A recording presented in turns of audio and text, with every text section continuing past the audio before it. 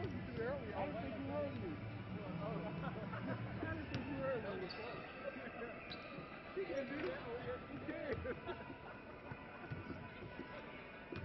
Man, I explained to her. I just had to call her and say what was following her for bumping her. And I knew she had 3.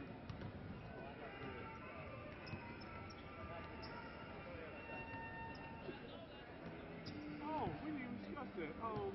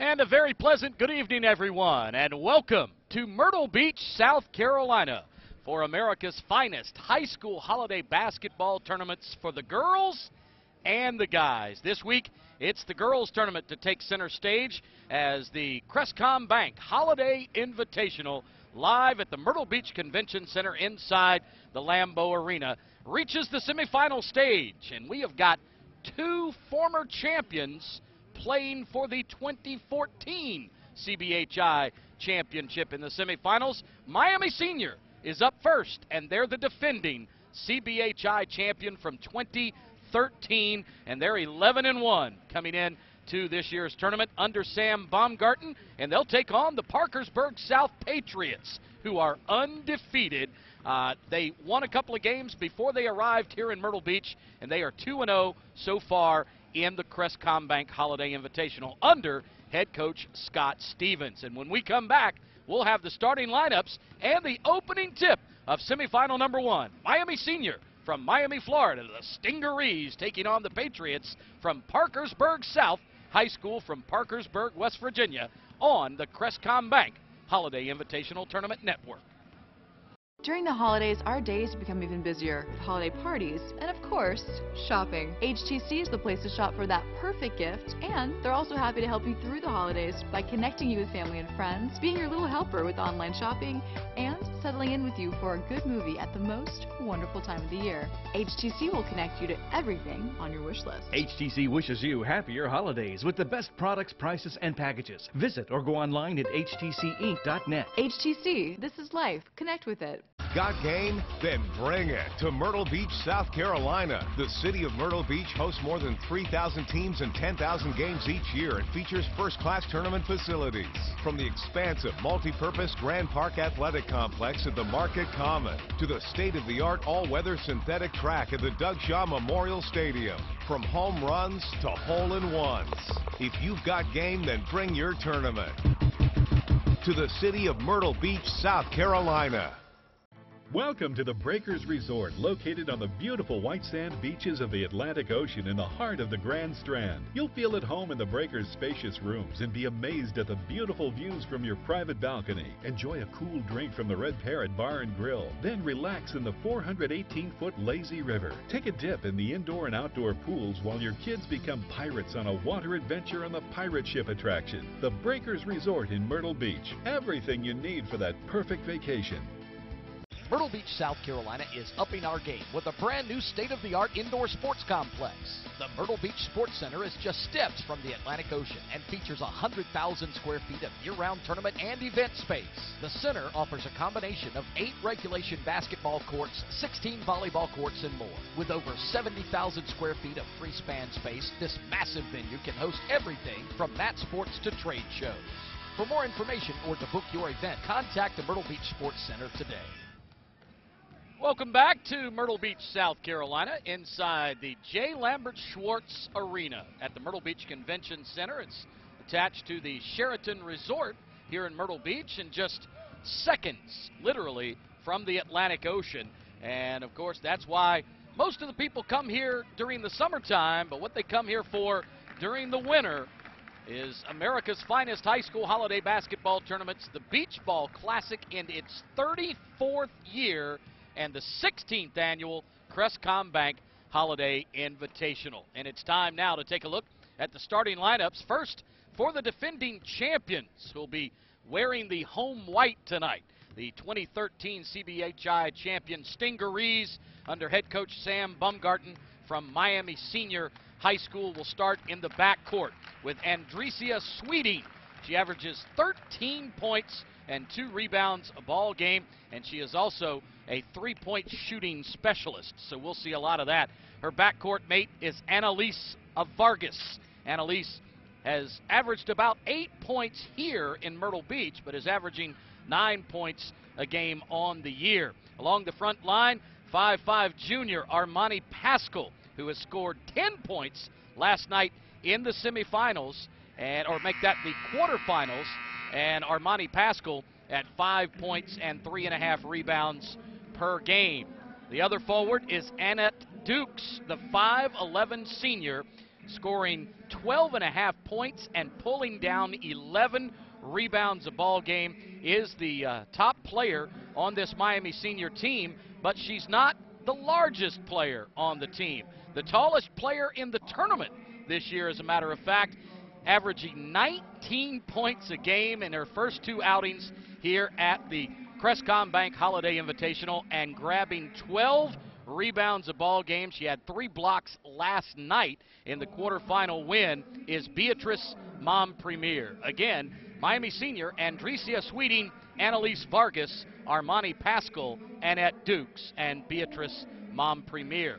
Now, for the Parkersburg South Patriots from West Virginia, my adopted home state. I spent 2 years there at the University of Charleston in West Virginia, my beloved alma mater, so I have a little bit of an affinity, although Sam Baumgarten's team has been very good to us here at the Crestcom Bank Holiday Invitational through the years. Scott Stevens' team is 4-0, and he'll start in the backcourt with 2-time first-team All-American and Michigan State commitment Taryn McCutcheon, who is averaging 5 points and 4 rebounds, along with 12 steals already taken here at the Beach Ball Classic.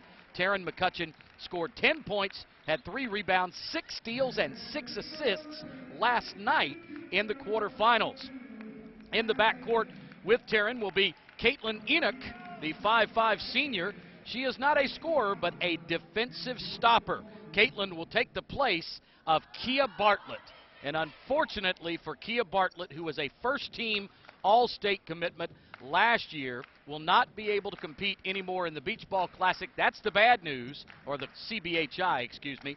She will not compete in the CBHI any further, but it's only a sprained ankle. That's the good news. So the All-State player who scored 28 points in their first-round win and got injured 4 seconds into last night's quarterfinal matchup will not play any further here. So Kia Bartlett, a first-team All-Stater, is going to be missed tremendously by the Parkersburg South Patriots. Along the front line, it's Caitlin Bird, averaging 8 points and 4.5 rebounds. The 5'9 junior is joined by Anna Hayton, a 6'2 junior, 16 points, 7 rebounds, and 3 steals last night, and is averaging 19 points in her 2 outings, along with 9.5 rebounds here at the CBHI. And Carly Wilson is the senior, 4.5 points, 6.5 rebounds per game. She scored 7 and pulled down 7 caroms last night, and she is a 3-point shooting threat as well. Again, for Parkersburg South, Taryn McCutcheon, Caitlin Enoch, Caitlin Bird, Anna Hayton, and Carly Wilson. Let's take a quick 30-second timeout, and we'll come back with the opening tip-off of the first semifinal game of the CBHI 2014. Passion, pride, Intensity. Leadership. Teamwork. memories. 6 days. 11 schools. 20 games. 22 teams. One goal. Advance to the dance. Visit MyrtleBeach.com. Big South Basketball Champion. We'll see you in Myrtle Beach. Myrtle Beach. Myrtle Beach Madness. Buy your tickets today. Go big or go home.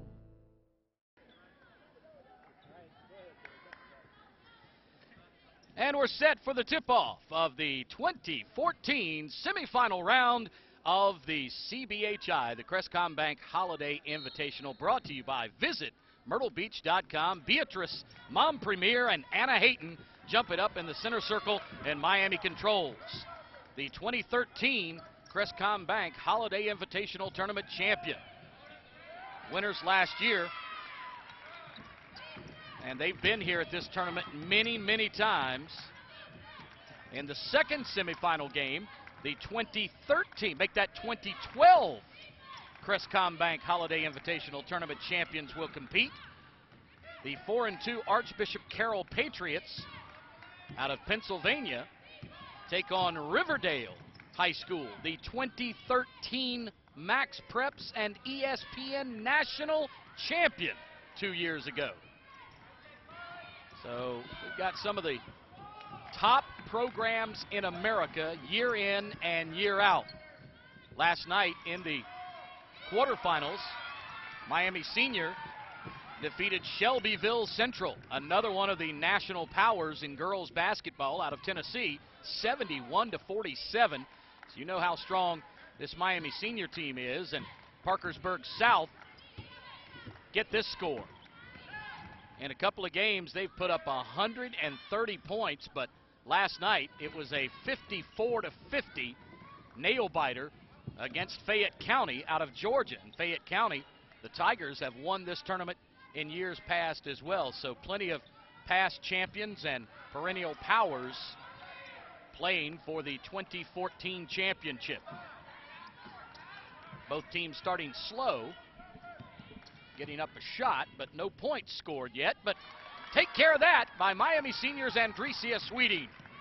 The scoop shot with the right hand on the left side of the bucket puts the Stingarees in front. I know, interesting name for a mascot, isn't it? The Sting, as they are more prominently known, but I love the Stingarees. Their mascot looks like a stingray. And we have two teams that are named the Patriots in the semifinals as well.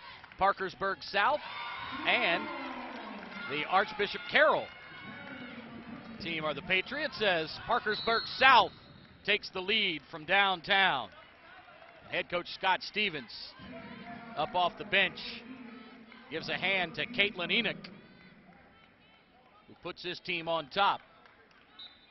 Tell you what, Scott Stevens may be the tallest coach we've ever had here at either the boys or girls tournaments. Coach Stevens, I didn't get a measurement, but he's got to be in the 6'9", 6'10" range. And there's Beatrice Mompremier. She's been here for 3 years, and she's the tallest girl in this tournament. Her kick out for the three is called a violation. So Parkersburg with the lead and the ball for the first time. Angling right with the dribble. Pass off to Carly Wilson. Wilson gets double teamed out front, but does the smart thing, keeps her dribble alive.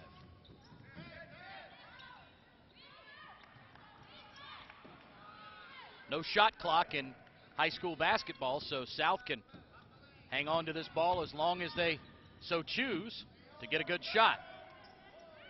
Out front, Hayton. Off to Wilson. Wilson over the top pass into the low post. Shot up is good, and a foul.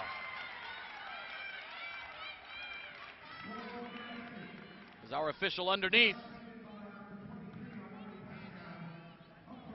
Calls the personal underneath the cup, and Parkersburg South, very patient possession right there. Old-fashioned three, not connected on, but loose ball is picked up by Miami. 5-2, Parkersburg in front. Love our new graphics package with Lucky Dog Television Productions, and visit myrtlebeach.com. And shot up in the lane. Mompremier with a rebound. She's fouled on the putback. Parkersburg's tallest defender is Anna Hayton at 6'2", but she's not drawn the man-to-man assignment against Mompremier just yet. Good form on the foul shot by Beatrice, but a little too strong. And first substitution of the ball game by Miami, Destiny Weldon, 6-foot sophomore, 3.5 points, 2.5 rebounds, coming into the ball game. And Mompremier with her second foul shot connects and draws to within 2 for the Stingarees. Patriots along the right sideline. Crossover dribble. Caitlin Enoch. Enoch across the top of the defense, almost a steal. Good job to meet the pass by Taryn McCutcheon. McCutcheon has been a star here for Parkersburg South. Ball stripped on the way up. McCutcheon is a two-time first-team All-Stater, had 10 points and 3 rebounds in that win last night over Fayette County.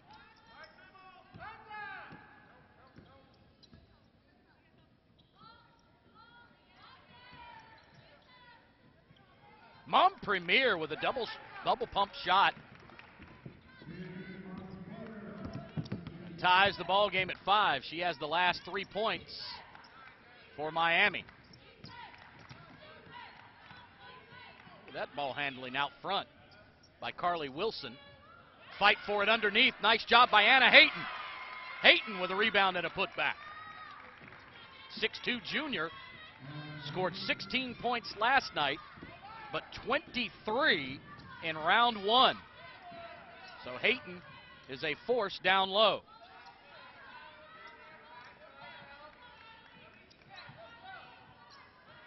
Pass over the top intended for Mom Premier, too tall, and that's hard to do.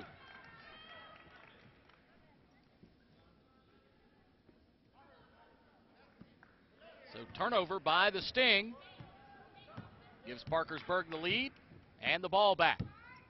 And I know they like to be called South rather than Parkersburg because the Big Reds of Parkersburg High is their arch rival. And here's a drive down the lane right side, off the side of the backboard. Tough defense by South. Nice ball handling in the backcourt by Hayton. Look at that stop and pop. I like this young lady. Nice shot up off the rebound, good by Caitlin Bird. She scored 9 last night and had 7 in round 1. She had 3 blocks last night on the defensive end as well. So South with a 4-point lead. Here's a long shot from the left corner. Too short. Fight for the rebound and a jump ball. Alternating possession will go to Parkersburg South. So South fans, I do know a little bit about West Virginia high school basketball, having lived there for a couple of years and worked for the Marshall Thundering Herd Network, who lost this afternoon, unfortunately. My best friend, Dan D'Antoni, is the head coach of the Thundering Herd. He was the head coach here at Socastee High School in Myrtle Beach for 30 years. Here's a load and a fire from long range. Good by Taryn McCutcheon. Boy, she got her feet set, and you could just tell the confidence was oozing out of Taryn. But Dan D'Antoni and I were longtime friends. I was his assistant coach at Socastee High School for 20 of his 30 years there. Then he went on to the NBA with his brother, and now back at his dream job at Marshall University. They played at Arkansas State this afternoon, had a 14-point lead and let it slip away.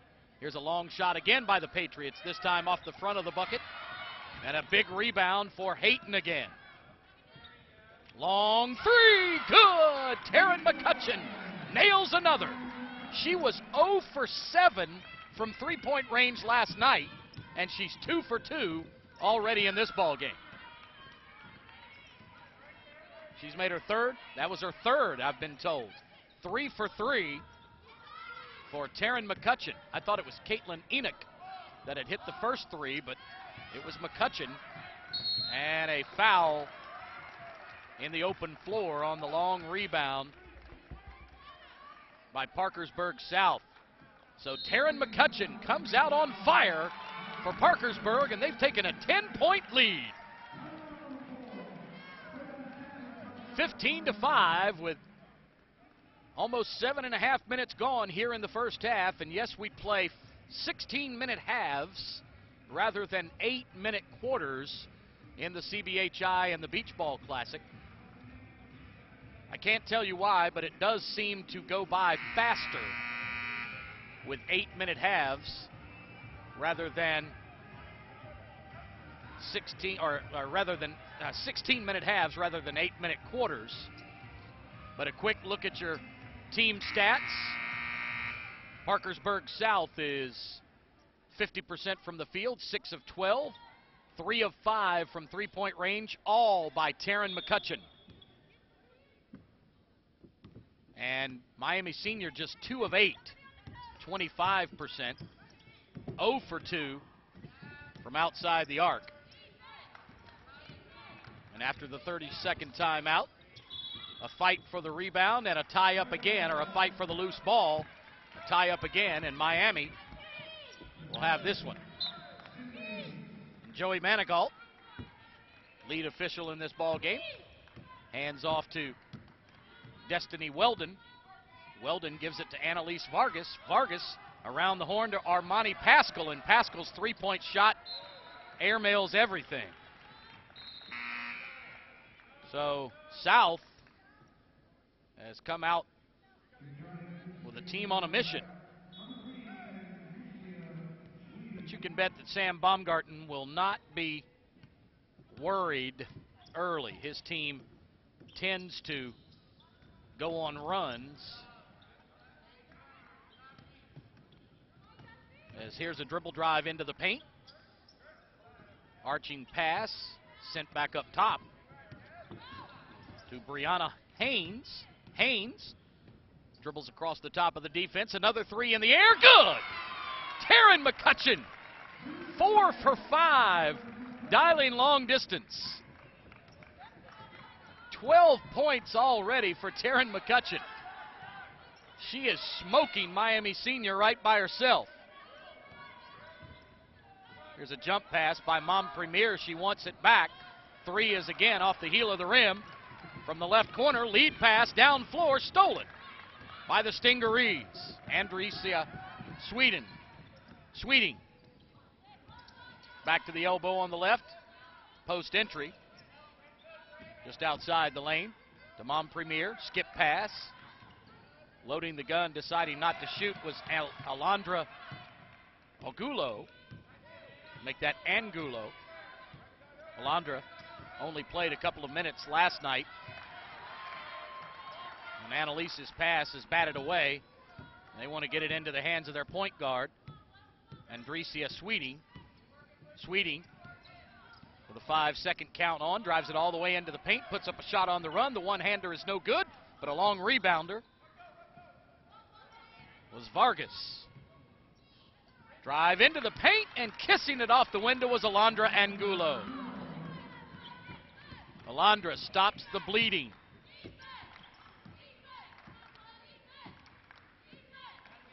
Miami Senior just one of their last 7 field goals now.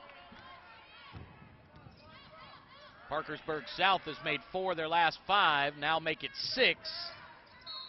As Vargas tries to grab the rebound on the baseline, but it's batted away from her, and Miami Senior will have it 94 feet away, and Parkersburg South wants a timeout.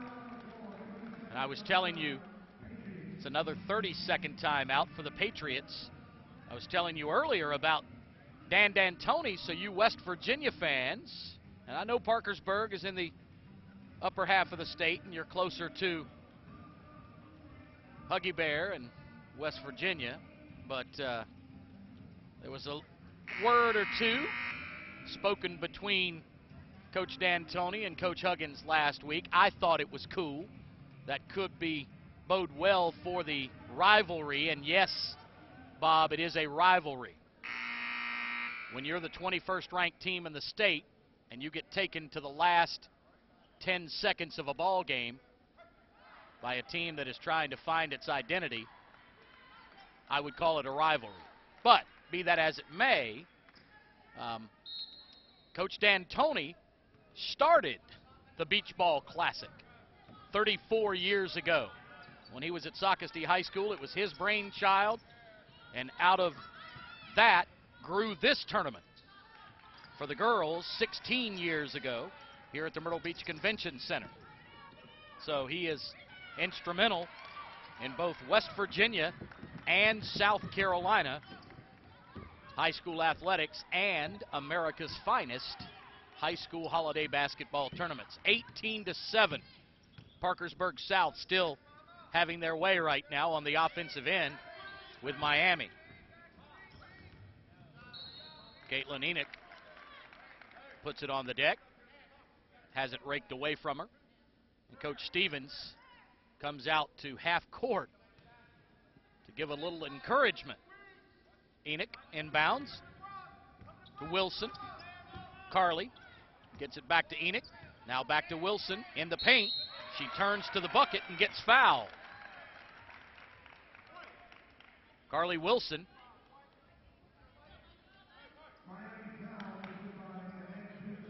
In the tournament.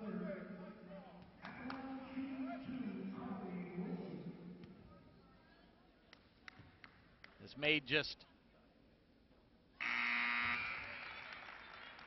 2 of 4 from the foul line. Now make it 3 of 5 as Anna Hayton gets a well-deserved break and a high five from her coach.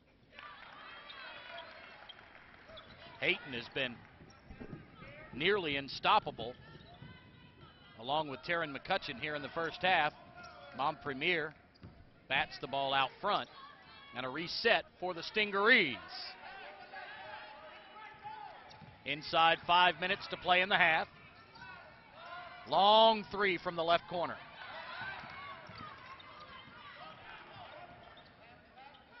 Straight away. Mom Premier down the lane, puts it up. Ball rolls over the heel of the rim and off, but a foul is going to send Beatrice to the foul line, where she has been hit and miss at best. 6 of 17, but she's gotten there a lot. She's made 1 of 2 in this game tonight. She's now 1 of 3. Mom Premier, 1 for 2 from the field, 1 for 3 from the line, has 2 rebounds and a foul. Love this new stat program as well that Wayne White and his staff has gotten for us, and you can follow it online yourself. If you go to beachballclassic.com and go to stats, as the second foul shot is missed, and then a short corner jumper by Michael Fallon. Michael with her first field goal of the tournament. Here's a drive down the lane. Nice left-handed layup by Annette Dukes. Dukes averaging 12.5 points. That's her first 2 tonight. Here's a drive off the weave by Brianna Haynes. Haynes back to the catalyst of this offense with 12 points in the first half. McCutcheon, 4 of 5, all from beyond the bonus arc. Still plenty of time, 3.5 minutes. Reach in foul, I thought, and Joey got it. Joey Manigault is our lead official from Georgetown. Coach Sam Baumgarten, I think, is starting to feel the heat as he's up off the bench. Looks a little concerned. His team's down by double digits, as they have been for a while, doubling up on the Stingarees right now, 22-11. Jordan Johnson, outside 3, in and out, no good. Big rebound, ripped off the backboard by Annette Dukes. Dukes ahead to Sweeting. Sweeting all the way to the hole, no good. But Mom Premier back up and in.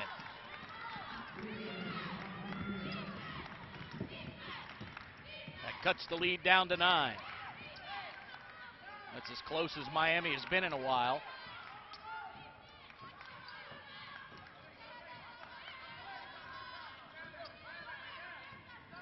Parkersburg South trying to take a little bit of the air out of it, but now a way outside the arc 3.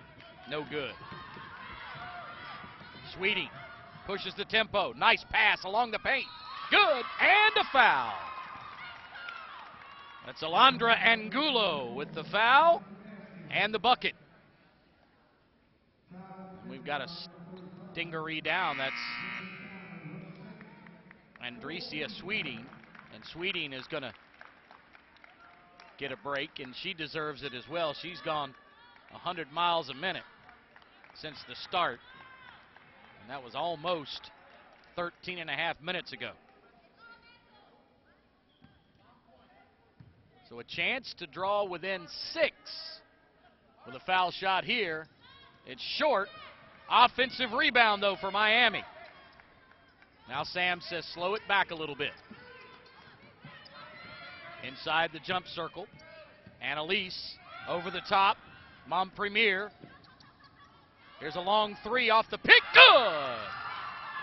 Big shot by Alondria Angulo. She has the last 5 for the Stingarees, and they're back within 4. They were down 11 less than a minute ago. Up top.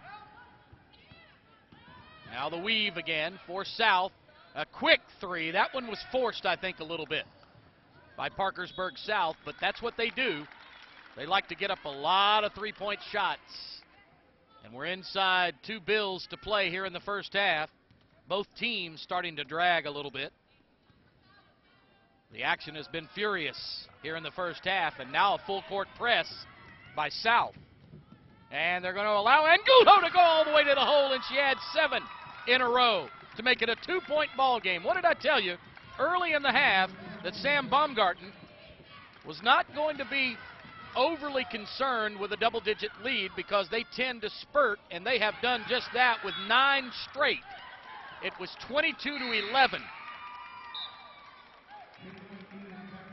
Actually, it's an 11-point run over the last 2 minutes and 37 seconds, an 11-0 run by Miami Senior. They've made their last 4 field goals, and Parkersburg has been held 0 for 4 on their last 4 scoring attempts. And they have gone nearly 3 minutes without a bucket. Mom Premier to the elbow, to the lane, gets raked and a foul. She can tie the game with 1:14 to play in the first half when they were down 22-9.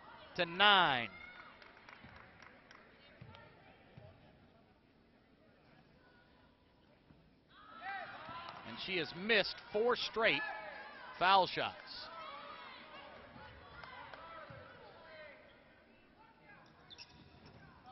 And now she breaks that run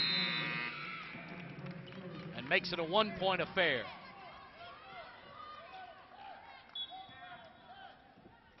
Miami Senior won last year's holiday tournament here in Myrtle Beach, trying to repeat. They would be the first to repeat as champions. Now, we've had multiple winners, but the last time anyone competed or they completed the sweep 2 years in a row was the first 2 years of this tournament, 1999 and 2000. Seneca from right here in the Palmetto State won it back-to-back.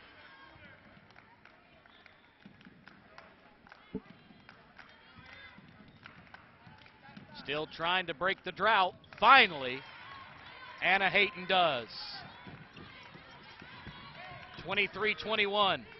That's the first point in 4 minutes for Parkersburg South. Mom Premier trying to tie it. Cannot. Long rebound. Sweeting trying to give them the lead. Off the back iron again. It's an offensive rebound. Mom Premier, as she makes her way through the lane, takes an extra step, says the trail official, and turns it over. With 35.5 seconds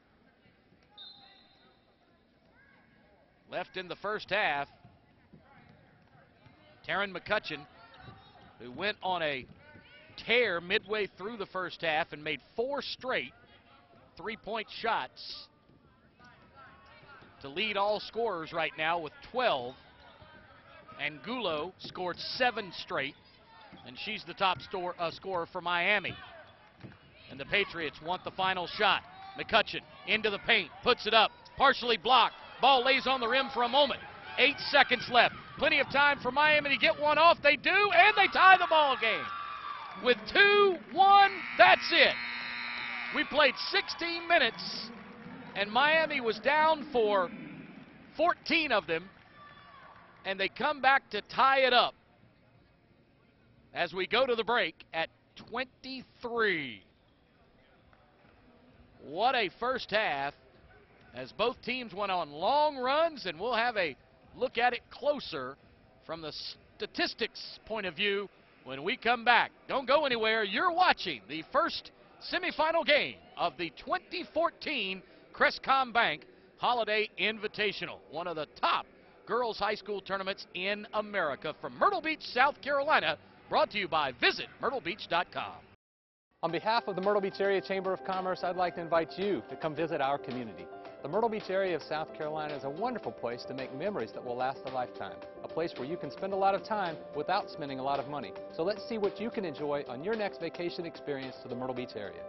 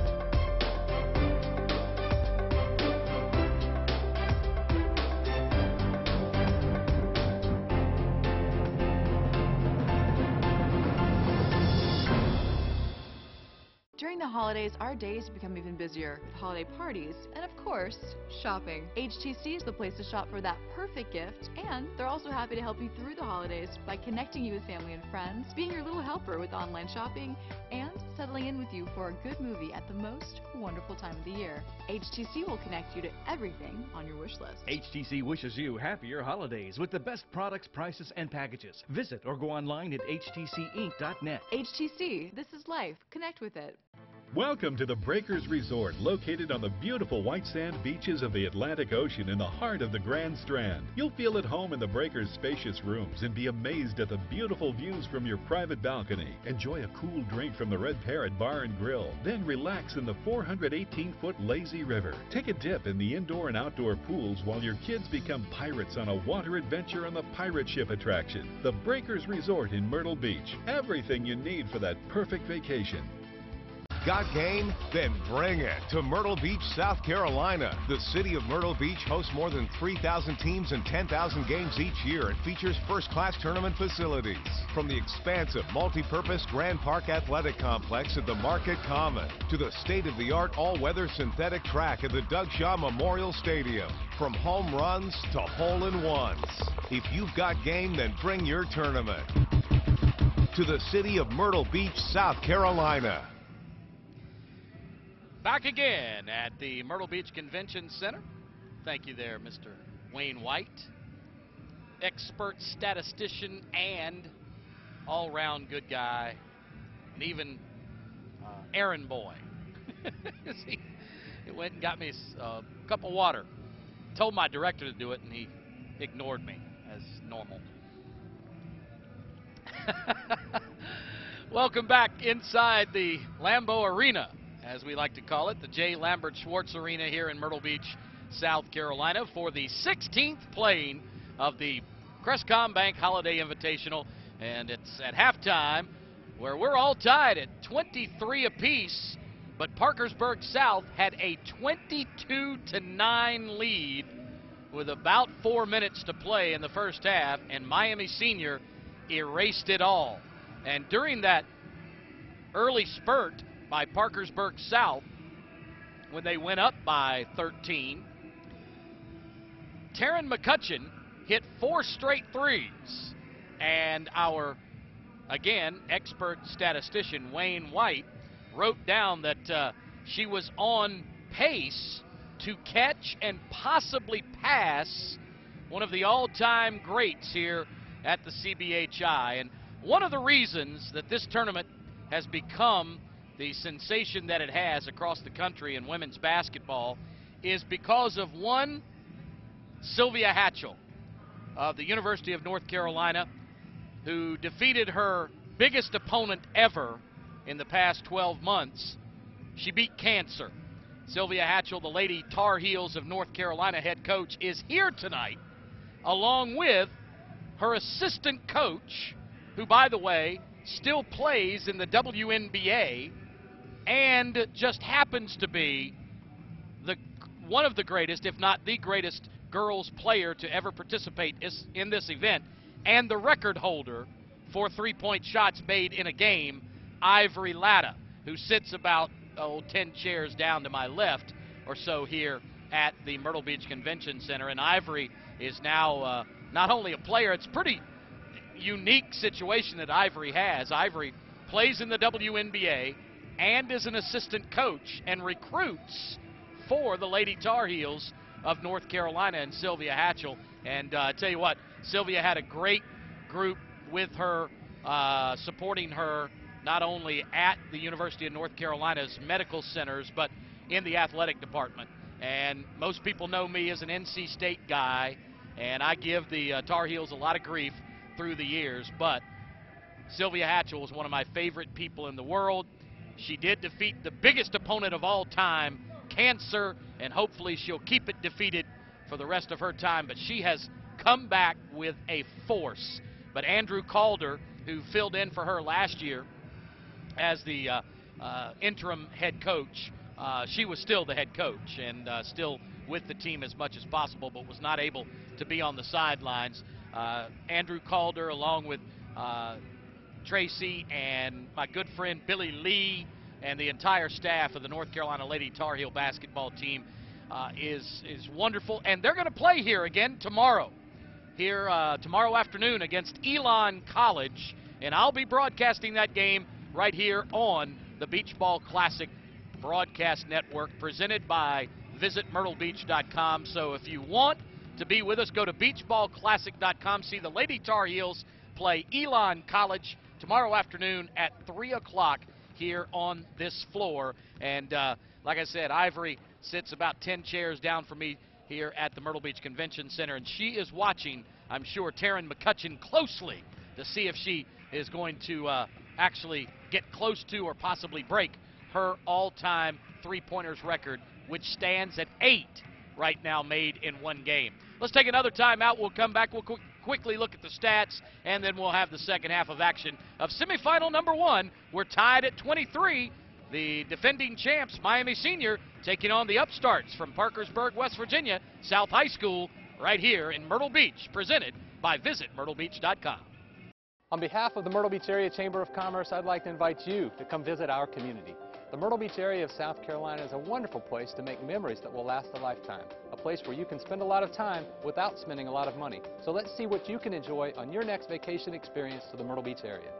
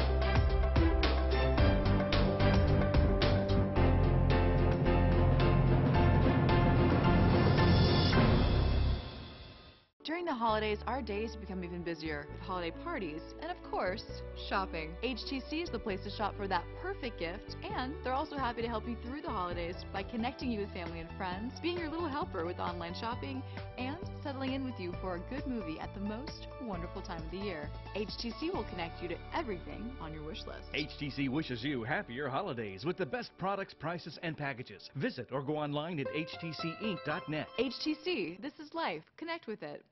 Welcome to the Breakers Resort, located on the beautiful white sand beaches of the Atlantic Ocean in the heart of the Grand Strand. You'll feel at home in the Breakers' spacious rooms and be amazed at the beautiful views from your private balcony. Enjoy a cool drink from the Red Parrot Bar and Grill, then relax in the 418-foot lazy river. Take a dip in the indoor and outdoor pools while your kids become pirates on a water adventure on the pirate ship attraction. The Breakers Resort in Myrtle Beach. Everything you need for that perfect vacation.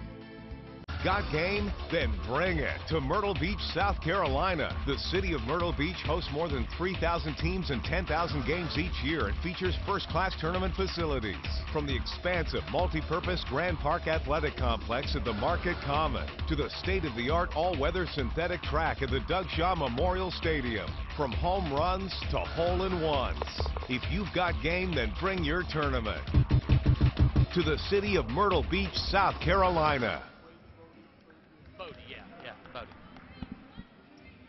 We're back at the Myrtle Beach Convention Center inside the Lambeau Arena, and I was just talking with our lead official, our good friend. He's been around here for a long, long time. You see him right there, Joey Manigault, and he has been recognized by the South Carolina high school basketball officials many times over, and getting to call here in one of the top tournaments of the year is always a thrill. And Carol Bodie and Tara Steed also calling tonight's game, and the inbounds pass off the start the second half is intercepted by Miami seniors, so they'll have a chance to take their first lead in some time. They had the lead in the first minute of the game, and then Parkersburg South went on a huge run, but the last 4 minutes not only tied the game on the scoreboard, but the stats pretty much indicate that it was an even battle in the first half, but not when it was 22-9. You wouldn't hear Sam Baumgartner say that. But 38% from the field for Parkersburg South, 8 of 21, 4 of 10 from outside the arc, all by Taryn McCutcheon. 42% from the floor for Miami Senior, 10 of 24. They were 1 of 7 from the bonus sphere, 2 of 7 at the foul line. Parkersburg South 3 of 5. So again, very even first half. Unfortunately, Miami Senior dominated on the boards. Parkersburg South, I'm sure, with Beatrice Mom-Premier, would not have denied that was probably going to be the case. 19-11 on the backboard in the first half. Top scorer for each team, 12 points for Taryn McCutcheon, all on 4 of 5 shooting from outside the arc. And 7 points for Alondra Angulo, and she did that all at one time. She hit 2 driving layups and a 3-point shot that gave her 7 straight points, and she leads the way. 6 each for Beatrice Mom-Premier and Annette Dukes. And as was the case in the first half, neither team has gotten off the schneid in the first minute and a half here in the second. Both teams, it took them a while to scratch in the scorebook. So now the coaches want to talk it over.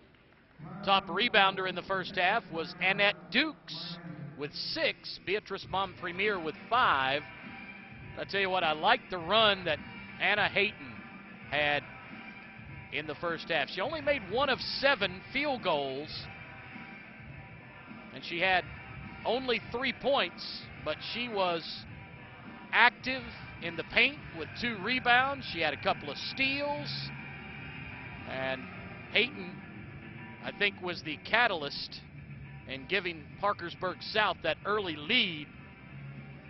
But a 13-2 run, actually a 15-2 run, tied the ball game right before intermission. So We're still tied at 23. A minute and a half into the second.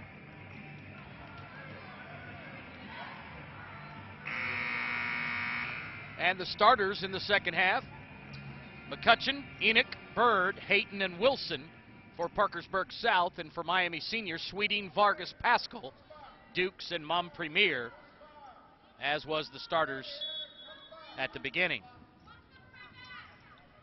With it on the near side, Annette Dukes, now to Sweeting on the left point. She'll back it up.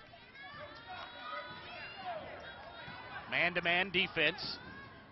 And a good reverse block by Caitlin Enoch. Enoch blocks it from behind, out of bounds.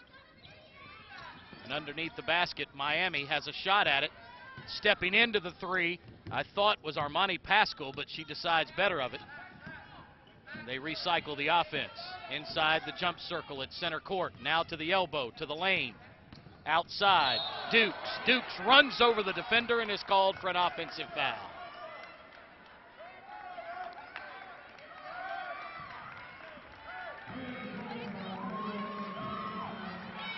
Now full court pressure. And Baumgartner, Coach Baumgartner wants some, Garten. And I've known Sam forever and ever, and I can never get his last name right. It's Baumgarten. And the boys coach at Miami Senior, Marcus Carreño, known him forever as well, and they bring the boys team to the tournament following Christmas about every other year.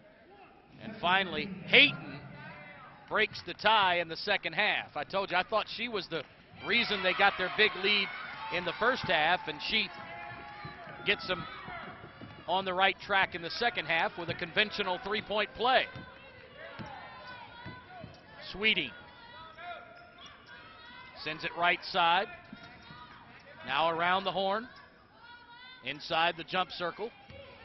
To the foul lane. Up and off the glass with a nice little finger roll by Beatrice Mompremier. Mompremier has great footwork to be a big girl inside. And look at the ball handling wizardry of Taryn McCutcheon. McCutcheon was loud and proud for a span of about 4 minutes in the first half, but quiet after that. And here's a turnover again in the front court. Dukes steals it away, and Sweeting pushes the tempo into the channel. Back outside for Vargas. Three is short. And now Parkersburg South has a chance for a breakout. And she bounces it off her foot. Caitlin Enoch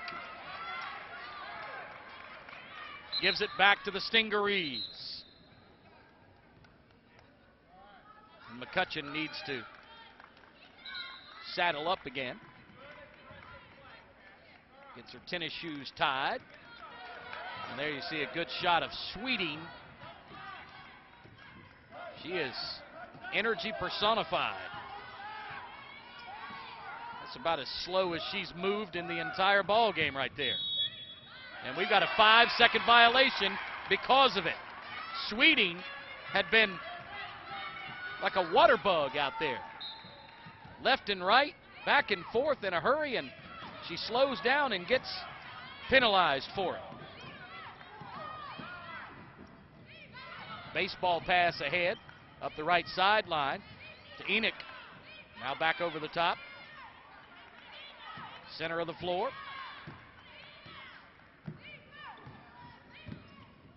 High ball screen set, back to Hayton. Hayton, long shot is no good.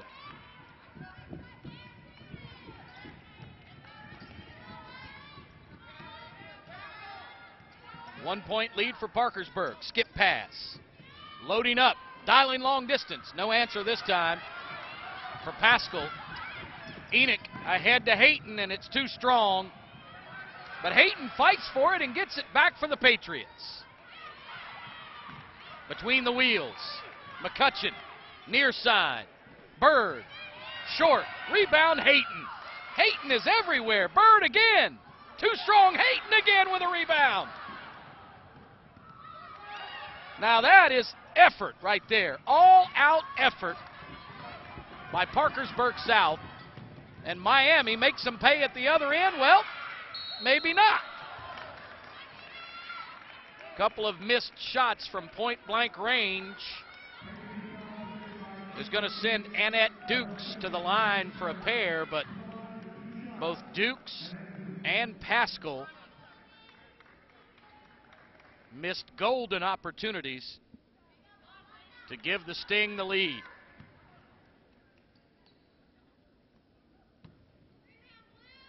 Dukes connects. Tie ball game again.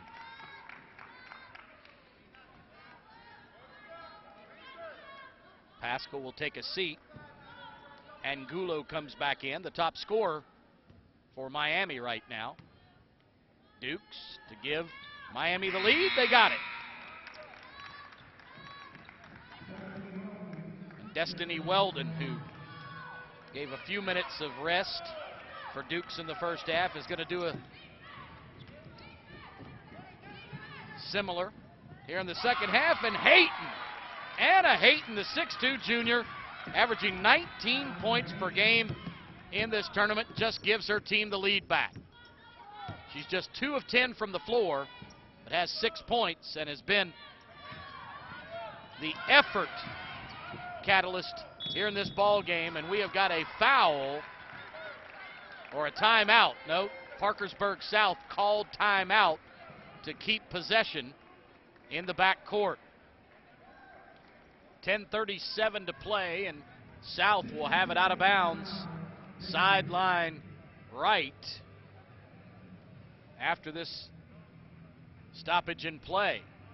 I love the effort put together by both of these teams. Miami gave it in the last 4 minutes of the first half to draw even, and Parkersburg South has been non-stop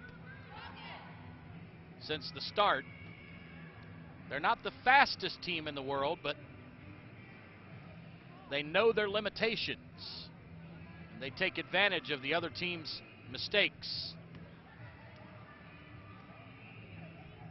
Right now on the ball game, just 2 of 7 for Parkersburg South in the second half, but Miami Senior is 1 of 8. So neither team stripping the nets here in the second half. So the shooting percentages have gone down. Parkersburg South has made just 1 of their last 5 shots. They have a chance to go up 2 possessions here.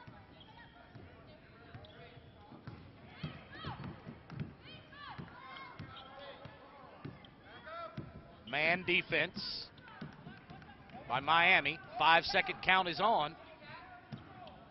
She can dribble for 4.5 seconds, pick it up, hold 4.5 seconds. And here's a backdoor cut. Nice job by Dukes, and then she tosses it away. Excuse me, that was Bird, Caitlin Bird. Bird caught the pass along the baseline, thought she was going to attack the rack, but saw an open three-point shooter in the far corner and sailed a pass over her head. Now Sweetie uses the ball screen at the top of the key. Keeps her dribble alive. No 5-second count on just yet. Now it is.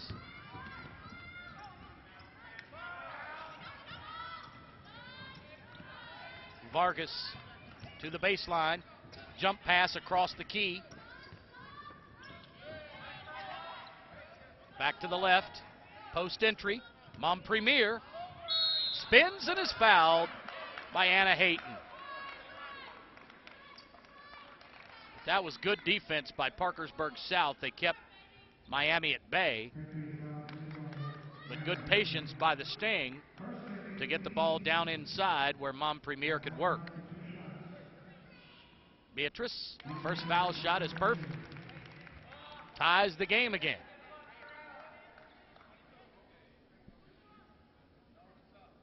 It's a low-scoring game, but it's been very entertaining. Second foul shot is on the money. So another lead for Miami Senior. They've had skinny leads a couple of times in this ball game, but Bird tries to take it back. She shoots it over the bucket. Now Miami.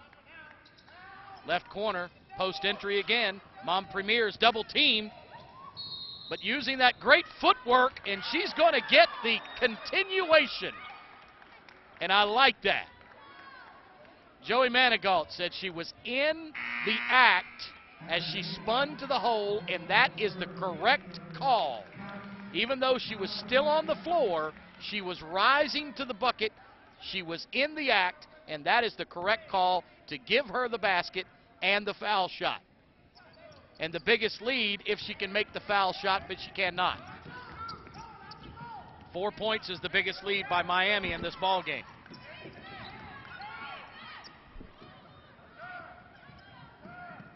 Here's another baseline jumper by Anna Hayton. This one's too long. Sweeting pushes it up the floor. Shot is too hard, and a fight for it by a pair of teammates, and McCutcheon wins it. McCutcheon through the jump circle across the 10-second line. Fires it up and gets the shooter's roll. McCutcheon's first 2-point shot of the ball game and her first field goal here in the second half. She now has 14. Miami senior with just a 1-point lead with the ball. Nice ball screen by Dukes.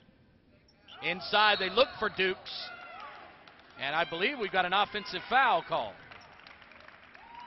It was on Dukes. She forced her way into the paint and moved a defender out of the way, and Sam Baumgarten is going to get her out of the ball game. So Dukes is replaced by Angulo. Underhand pass to McCutcheon. He's trying to use those double ball screens at the top of the key. Inside 8 minutes. So 3 quarters in the books. Here's a long three. Off the back iron. That would have given Parkersburg the lead back. Here's a skip pass. Right corner. 3 on the way. Bingo. Biggest lead of the ball game for the Miami Senior Stingarees. 34-30 with 7:38 to play in the ball game. I want to say thank you to our staff tonight with Lucky Dog Television Productions for an outstanding effort. Our director, Donald Smith,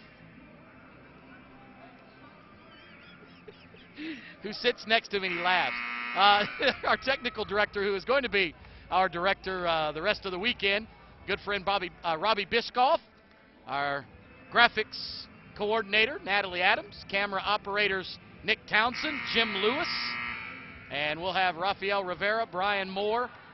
And we'll also thank Mallory Blackman, Bill Floyd, William Bone for his assistance here along press row, and friend Nat Adams. And we'll have some more people helping out next week when we go on to our network broadcast. You'll be able to watch it on television nationwide for the boys' 34th annual Beach Ball Classic.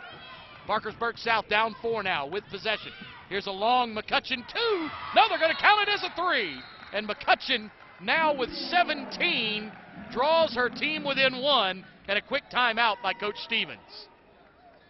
How about that? McCutcheon has decided to take over here in the second half.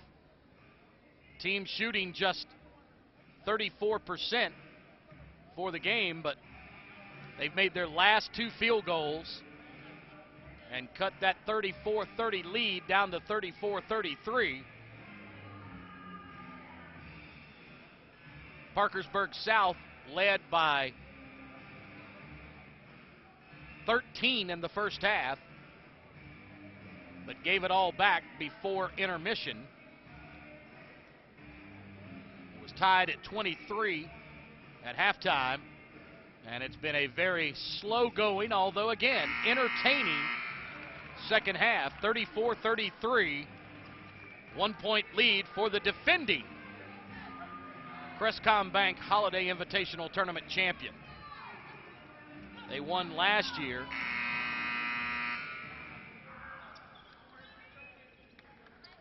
In what could only be described as a going away fashion.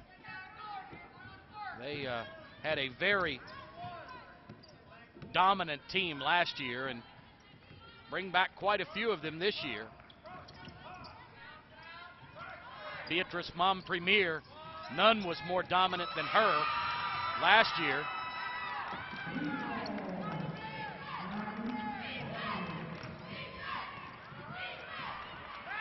Miami answers with a three of their own. And another McCutcheon attempt. It's misfired.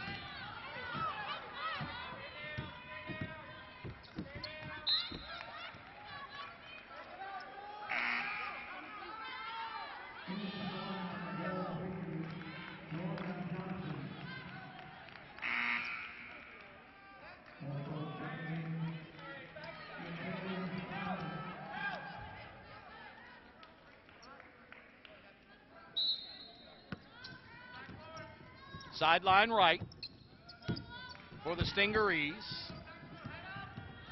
All the way down the lane, a running one-hander is about 5 feet short.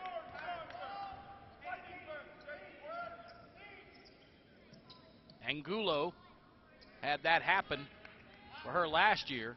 I mean, in the first half, she was able to hit that, and Angulo loads it up again. This time, actually, it was Annalise Vargas. Vargas' shot was in and out, no good. No look pass to the wing.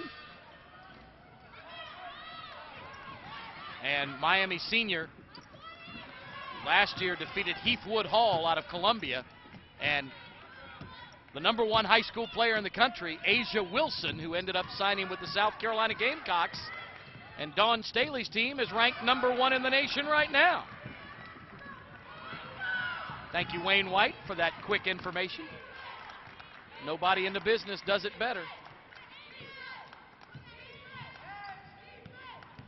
Parkersburg South not panicking, continuing to run their offense, not forcing shots. McCutcheon, she's just a ball of fire, and she dribble drives it baseline right and gets fouled on the way to the bucket. And she'll shoot twice. They'll say she was in the act. She can cut this lead in half from the 15-foot unguarded line. She squeezes off round one, bullseye. Anna Hayton, maybe my favorite player in tonight's game. She's done everything for South. She hasn't scored a lot, but only 8 points. She has 3 personal fouls. But McCutcheon nails them both, and it's a one-possession ball game again. South inserts Devin Hefner for the first time, and Hefner, I'm sure for the foul purposes, picks up her first. And Coach Stevens says, play defense without your hands. Defense is played with your feet, not with your hands. And unfortunately, Devin allowed Sweeting to get past her, as did Beatrice Mom Premier with the right hand there. She got around Anna Hayton and beat her to the hole.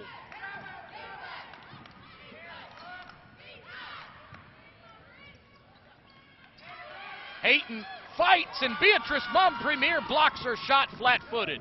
Mom Premier starting to step up now. She knows she's the best player on the floor. And she's going to take it one-on-one out front. Sam Baumgarten says, just hang on to it. If they're not going to guard you in the open floor, here comes McCutcheon. McCutcheon will chase the ball now. They're going to try to keep the ball from Mom Premier now. Hayton is going to stay with her. Sweeting stops, kicks it right wing. 3 ball on the way. Too strong, but a rebound missed on the putback, and Montpremier gets the loose ball. Beatrice is everywhere right now. Montpremier between the wheels. Sweeting. Down to the final 8 of the game. Almost a loose ball lost, and they'll send it back to the top to recycle the offense. Vargas. Vargas into the paint, and Parkersburg South could have drawn a foul. Michael Lynn Fallon was there, and she backed out of drawing the charge. I don't know what Michael Lynn was thinking there. She could have drawn the charge easily, but she kind of ducked away from the shooter. The 2 points count for Miami, and McCutcheon tries to answer at the other end, cannot. It rattles around and spits back out. Montpremier. Guarded by Hayton. High on the left-hand quarter court. 5-second count is on. She picks up the dribble, gets it away to Sweeting.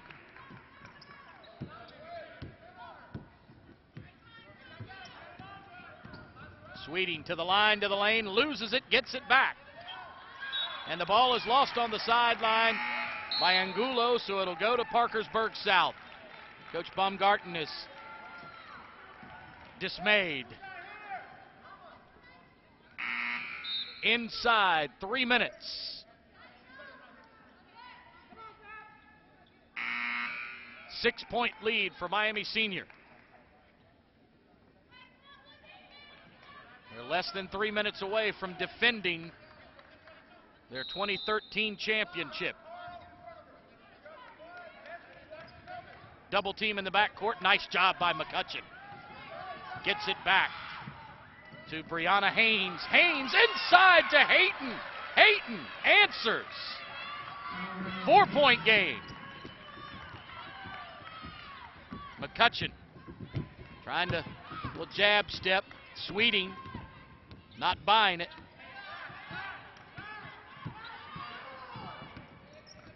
Coach Baumgarten says attack.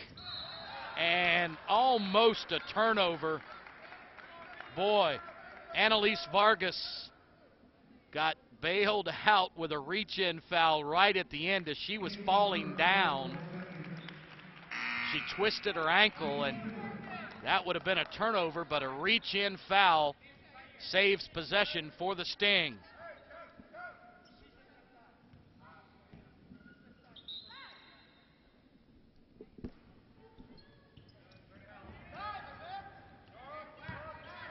Vargas between the keys.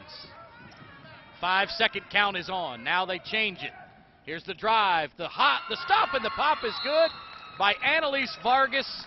After shaking off the turned ankle, she makes Parkersburg South pay with dribble penetration.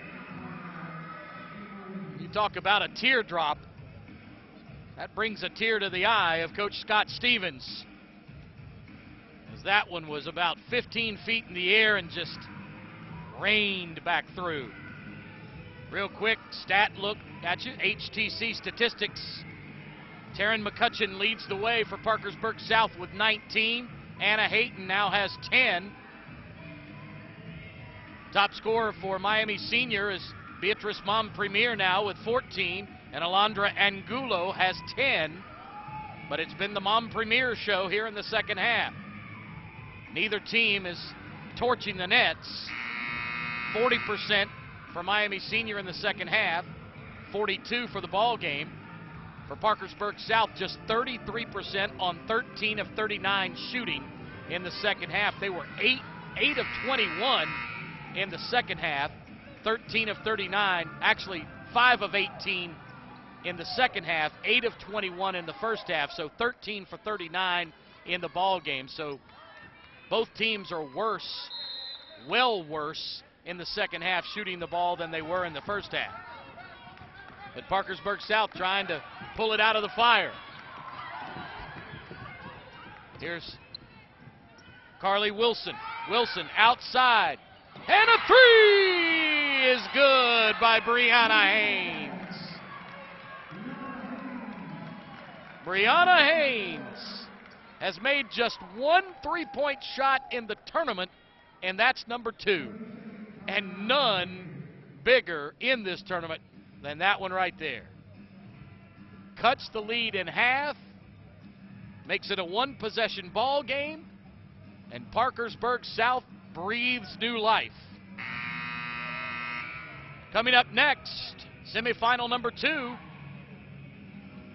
the 2013 Max Preps and ESPN Hoop Girls National Champion, Riverdale High School, who went 25-7 last year, were nationally ranked throughout the year, and won the state championship.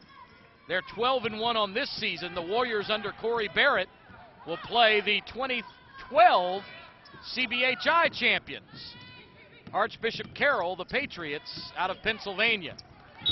And the ball is batted away. Riverdale comes from the ladies' hoop haven of Tennessee.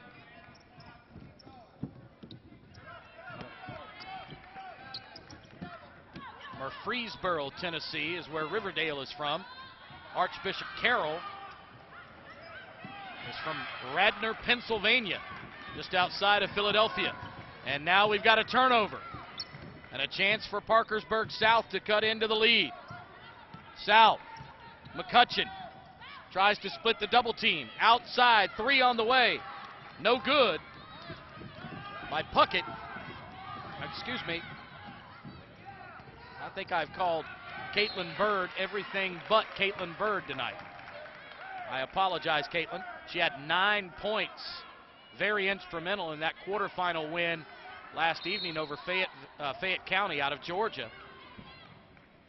Need a stop here, but they get it to Mom Premier. Double team, triple team now. Shot up off the glass, count it. Is good by Annette Dukes. Dukes, 12.5-point average in the 2 games, and a foul on the near side, make that far sideline. Both teams with 5 team fouls in the half.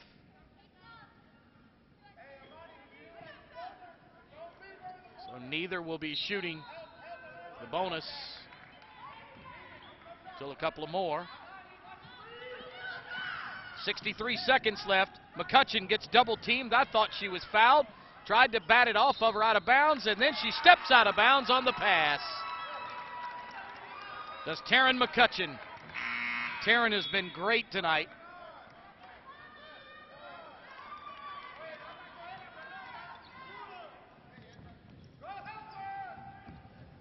"19 points, 5 of 9 from 3-point distance. Here's a steal. Scoop shot is missed by Haynes. And Coach Stevens says keep playing. Lots of time left. It's just a 2-possession game. And that's the 6th team foul on Parkersburg South, so the Stingerees will be shooting the rest of the way. Ball is kicked by Carly Wilson. Anna Hayton guarding Beatrice Mom Premier on the inbound. They get it into Alondra Angulo. Angulo across the timeline, off to Sweeting, almost thrown away. But they're going to try to double team Mom Premier.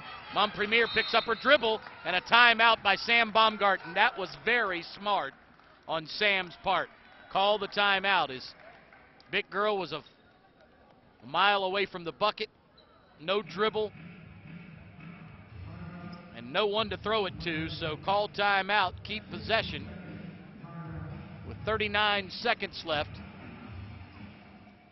But just a 2-possession game. Again, Riverdale High School out of Tennessee taking on Archbishop Carroll from Pennsylvania. Both teams are used to winning, and I mean winning a lot. Archbishop Carroll has won a bucket load of state championships in the Keystone State And Riverdale, I told you, won the national championship at 35-0 just 2 seasons ago. Riverdale defeated William Fleming from Virginia in the quarterfinals to reach the semifinals, and Archbishop Carroll defeated Christ Church out of South Carolina, out of Greenville, 72-40 to give them their first loss of the year. Parkersburg reached the semis by knocking out Fayette County, Georgia, a champion from about 5 years ago, 54-50. And Miami Senior beat another Tennessee legend, Shelbyville Central, 71-47 in the quarters, and we've got a foul underneath that the fans beg to differ. And as does Scott Stevens. He just a big smile on his face going, I don't know about that one. I don't know about that one. But Dukes will go to the line and try to extend the lead, make it 3 possessions if she makes them both. But she cannot, so it's still going to be a 2-possession game, even if she makes the second, as the first caroms off to the left. Plenty of time, 37 seconds, no shot clock. Second foul shot rattles through. 6-point Miami lead. McCutcheon gets ridden all the way to the hole, and finally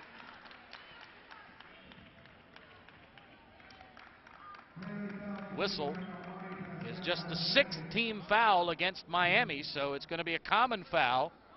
Probably a smart play, and Coach Stevens wants a timeout to talk about it.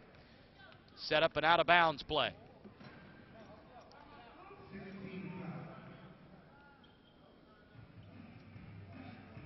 Eight for 21, Miami Senior, 38% in the second half. For Parkersburg South, 6 for 21, just 29% from the field. Beatrice Mompremier, both the top scorer and rebounder, and has dished out the most assists for Miami Senior in this one. 14 points, 10 rebounds, 3 assists for Beatrice. Taryn McCutcheon with 19 points, Anna Hayton with 5 rebounds, and McCutcheon with 3 assists as well. Top individual performers. This stat program is amazing. You need to check it out online. You can watch right along with me. You go to beachballclassic.com, click on stats, and you can watch the game be played through the eyes and the numbers of Wayne White and his stat crew. And it is something else. Gives you all kinds of trends and little tidbits of information. It's a broadcaster's dream. 46-40, 2-possession game. South inbound. McCutcheon tried to load the gun, could not, and wow, they're going to say that South's Caitlin Bird had her foot on the sideline as she touched the basketball, and it's going to give it to Miami Senior. And Coach Stevens knows, well, he had drawn up a play, and they got the pick at the top of the key like he wanted, but the pass into the right corner was a little bit errant. And neither team has any timeouts remaining, so that will be the final stoppage of play, except for fouls and dead balls. But everybody's used up their allotment with 25 seconds left in the ball game and a 6-point lead for the defending champs. I'll tell you what, the Parkersburg South girls program too has quite the tradition. I was looking at their website this afternoon, and some of the awards and championships: 19 sectional championships, 13 regional championships, and Beatrice Mompremier kicks it out of bounds on the breakaway. So the Patriots still with a chance. 10 quarterfinals, 6 semifinals, and 3 state championships for this Parkersburg South girls basketball program. Their latest 2 years ago in 2013. And coming into this year, they had won 626 games against just 300 losses. And another turnover. Pass is too tall for South, and a steal. Bird kicks it out. 3 on the way. In and out, no good for Lakin Valentine. It was all the way down in the hole and spun back out. And McCutcheon shows good sportsmanship. Knows she poked Sweeting in the eye, and Dresia takes a moment to compose herself, and she'll go to the line for 1 and 1. And Miami Senior looks like it's going to escape what was a 13-point first half deficit that they tied at halftime, and it's been a back and forth affair here in the second half, and Miami has gotten the better of it. And neither team shot the ball well, but South turned it over far too many times. A long 3 in the air. As the game is over, Miami Senior will go to back-to-back Crestcom Bank Holiday Invitational Tournament Championship games, and they'll face the winner of semifinal number 2 from Archbishop Carroll out of Pennsylvania. The Patriots will face the Warriors of Riverdale High School out of Tennessee, and that's when we come back.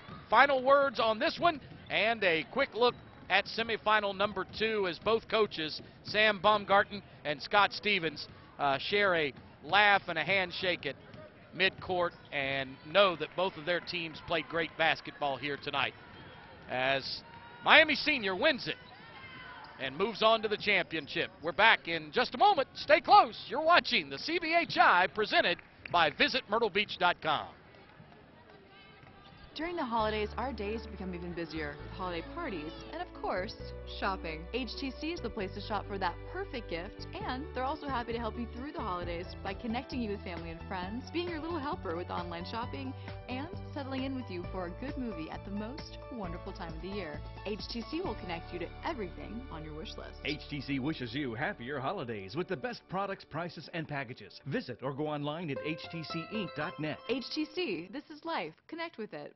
Myrtle Beach, South Carolina is upping our game with a brand new state-of-the-art indoor sports complex. The Myrtle Beach Sports Center is just steps from the Atlantic Ocean and features 100,000 square feet of year-round tournament and event space. The center offers a combination of 8 regulation basketball courts, 16 volleyball courts, and more. With over 70,000 square feet of free span space, this massive venue can host everything from mat sports to trade shows. For more information or to book your event, contact the Myrtle Beach Sports Center today. On behalf of the Myrtle Beach Area Chamber of Commerce, I'd like to invite you to come visit our community. The Myrtle Beach area of South Carolina is a wonderful place to make memories that will last a lifetime. A place where you can spend a lot of time without spending a lot of money. So let's see what you can enjoy on your next vacation experience to the Myrtle Beach area.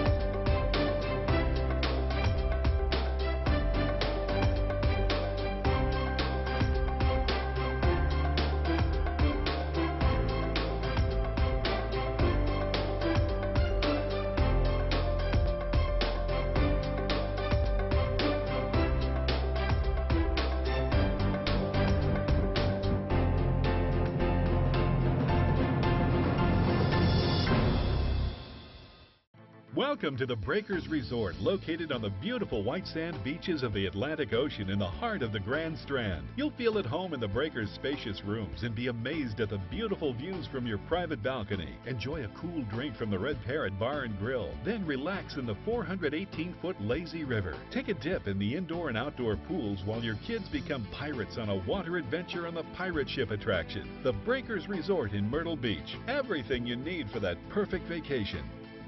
Got game? Then bring it to Myrtle Beach, South Carolina. The city of Myrtle Beach hosts more than 3,000 teams and 10,000 games each year and features first-class tournament facilities. From the expansive multi-purpose Grand Park Athletic Complex at the Market Common to the state-of-the-art all-weather synthetic track at the Doug Shaw Memorial Stadium. From home runs to hole-in-ones. If you've got game, then bring your tournament to the city of Myrtle Beach, South Carolina.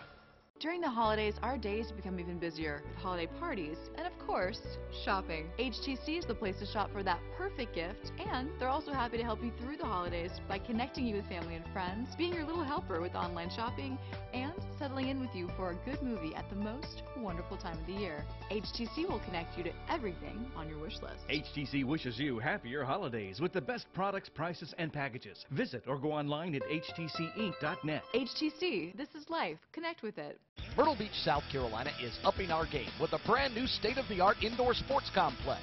The Myrtle Beach Sports Center is just steps from the Atlantic Ocean and features 100,000 square feet of year-round tournament and event space. The center offers a combination of 8 regulation basketball courts, 16 volleyball courts, and more. With over 70,000 square feet of free-span space, this massive venue can host everything from mat sports to trade shows. For more information or to book your event, contact the Myrtle Beach Sports Center today. On behalf of the Myrtle Beach Area Chamber of Commerce, I'd like to invite you to come visit our community. The Myrtle Beach area of South Carolina is a wonderful place to make memories that will last a lifetime. A place where you can spend a lot of time without spending a lot of money. So let's see what you can enjoy on your next vacation experience to the Myrtle Beach area.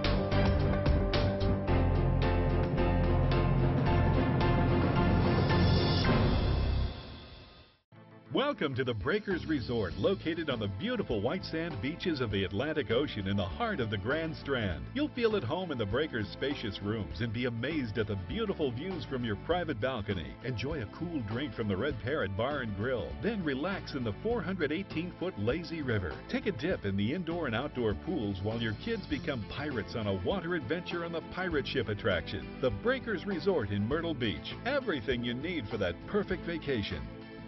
Got game? Then bring it to Myrtle Beach, South Carolina. The city of Myrtle Beach hosts more than 3,000 teams and 10,000 games each year and features first-class tournament facilities. From the expansive multi-purpose Grand Park Athletic Complex at the Market Common to the state-of-the-art all-weather synthetic track at the Doug Shaw Memorial Stadium. From home runs to hole-in-ones. If you've got game, then bring your tournament to the city of Myrtle Beach, South Carolina.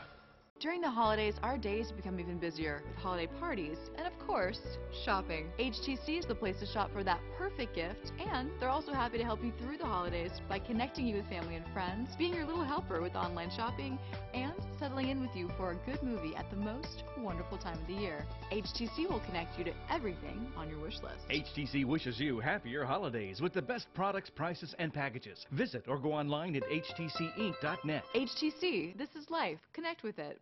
Myrtle Beach, South Carolina is upping our game with a brand new state-of-the-art indoor sports complex. The Myrtle Beach Sports Center is just steps from the Atlantic Ocean and features 100,000 square feet of year-round tournament and event space. The center offers a combination of 8 regulation basketball courts, 16 volleyball courts, and more. With over 70,000 square feet of free span space, this massive venue can host everything from mat sports to trade shows. For more information or to book your event, contact the Myrtle Beach Sports Center today. On behalf of the Myrtle Beach Area Chamber of Commerce, I'd like to invite you to come visit our community. The Myrtle Beach area of South Carolina is a wonderful place to make memories that will last a lifetime. A place where you can spend a lot of time without spending a lot of money. So let's see what you can enjoy on your next vacation experience to the Myrtle Beach area.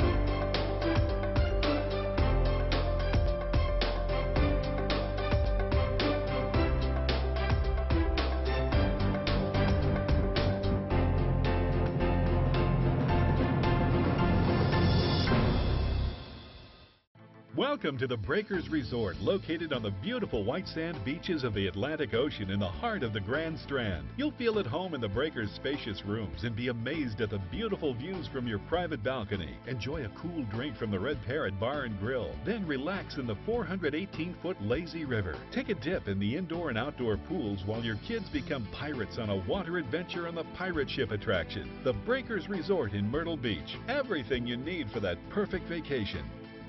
Got game? Then bring it to Myrtle Beach, South Carolina. The city of Myrtle Beach hosts more than 3,000 teams and 10,000 games each year and features first-class tournament facilities. From the expansive multi-purpose Grand Park Athletic Complex at the Market Common to the state-of-the-art all-weather synthetic track at the Doug Shaw Memorial Stadium. From home runs to hole-in-ones. If you've got game, then bring your tournament to the city of Myrtle Beach, South Carolina. During the holidays, our days become even busier with holiday parties and, of course, shopping. HTC is the place to shop for that perfect gift, and they're also happy to help you through the holidays by connecting you with family and friends, being your little helper with online shopping, and settling in with you for a good movie at the most wonderful time of the year. HTC will connect you to everything on your wish list. HTC wishes you happier holidays with the best products, prices, and packages. Visit or go online at htcinc.net. HTC, this is life. Connect with it. Myrtle Beach, South Carolina is upping our game with a brand new state-of-the-art indoor sports complex. The Myrtle Beach Sports Center is just steps from the Atlantic Ocean and features 100,000 square feet of year-round tournament and event space. The center offers a combination of 8 regulation basketball courts, 16 volleyball courts, and more. With over 70,000 square feet of free span space, this massive venue can host everything from mat sports to trade shows. For more information or to book your event, contact the Myrtle Beach Sports Center today. On behalf of the Myrtle Beach Area Chamber of Commerce, I'd like to invite you to come visit our community. The Myrtle Beach area of South Carolina is a wonderful place to make memories that will last a lifetime. A place where you can spend a lot of time without spending a lot of money. So let's see what you can enjoy on your next vacation experience to the Myrtle Beach area.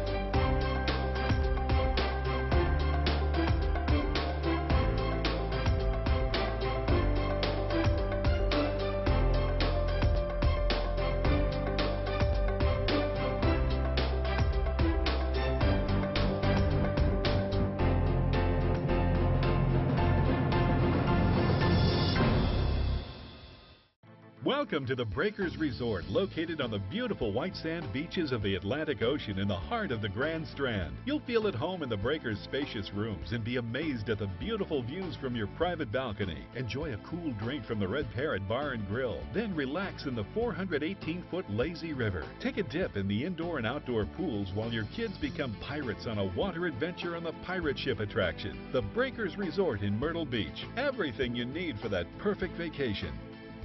Got game? Then bring it to Myrtle Beach, South Carolina. The city of Myrtle Beach hosts more than 3,000 teams and 10,000 games each year and features first-class tournament facilities. From the expansive multi-purpose Grand Park Athletic Complex at the Market Common to the state-of-the-art all-weather synthetic track at the Doug Shaw Memorial Stadium. From home runs to hole-in-ones. If you've got game, then bring your tournament to the city of Myrtle Beach, South Carolina.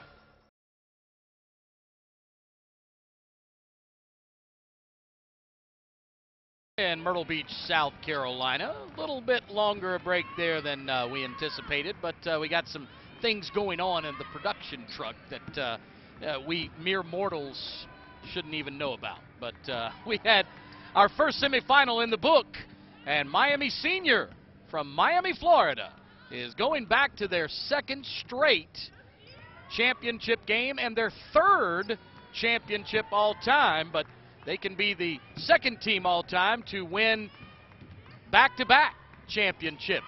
Seneca from South Carolina won the first two 16 and 15 years ago here of the CBHI, the Crestcom Bank Holiday Invitational. And Miami is going to take on the winner of Riverdale from Murfreesboro, Tennessee, the Warriors, under head coach Corey Barrett, who I just had a very short but entertaining conversation with. Coach Barrett, boy, he's just excited to be here, and we're excited to have him here in our hometown. And Archbishop Carroll, Coach Chuck Creighton, he's been here before.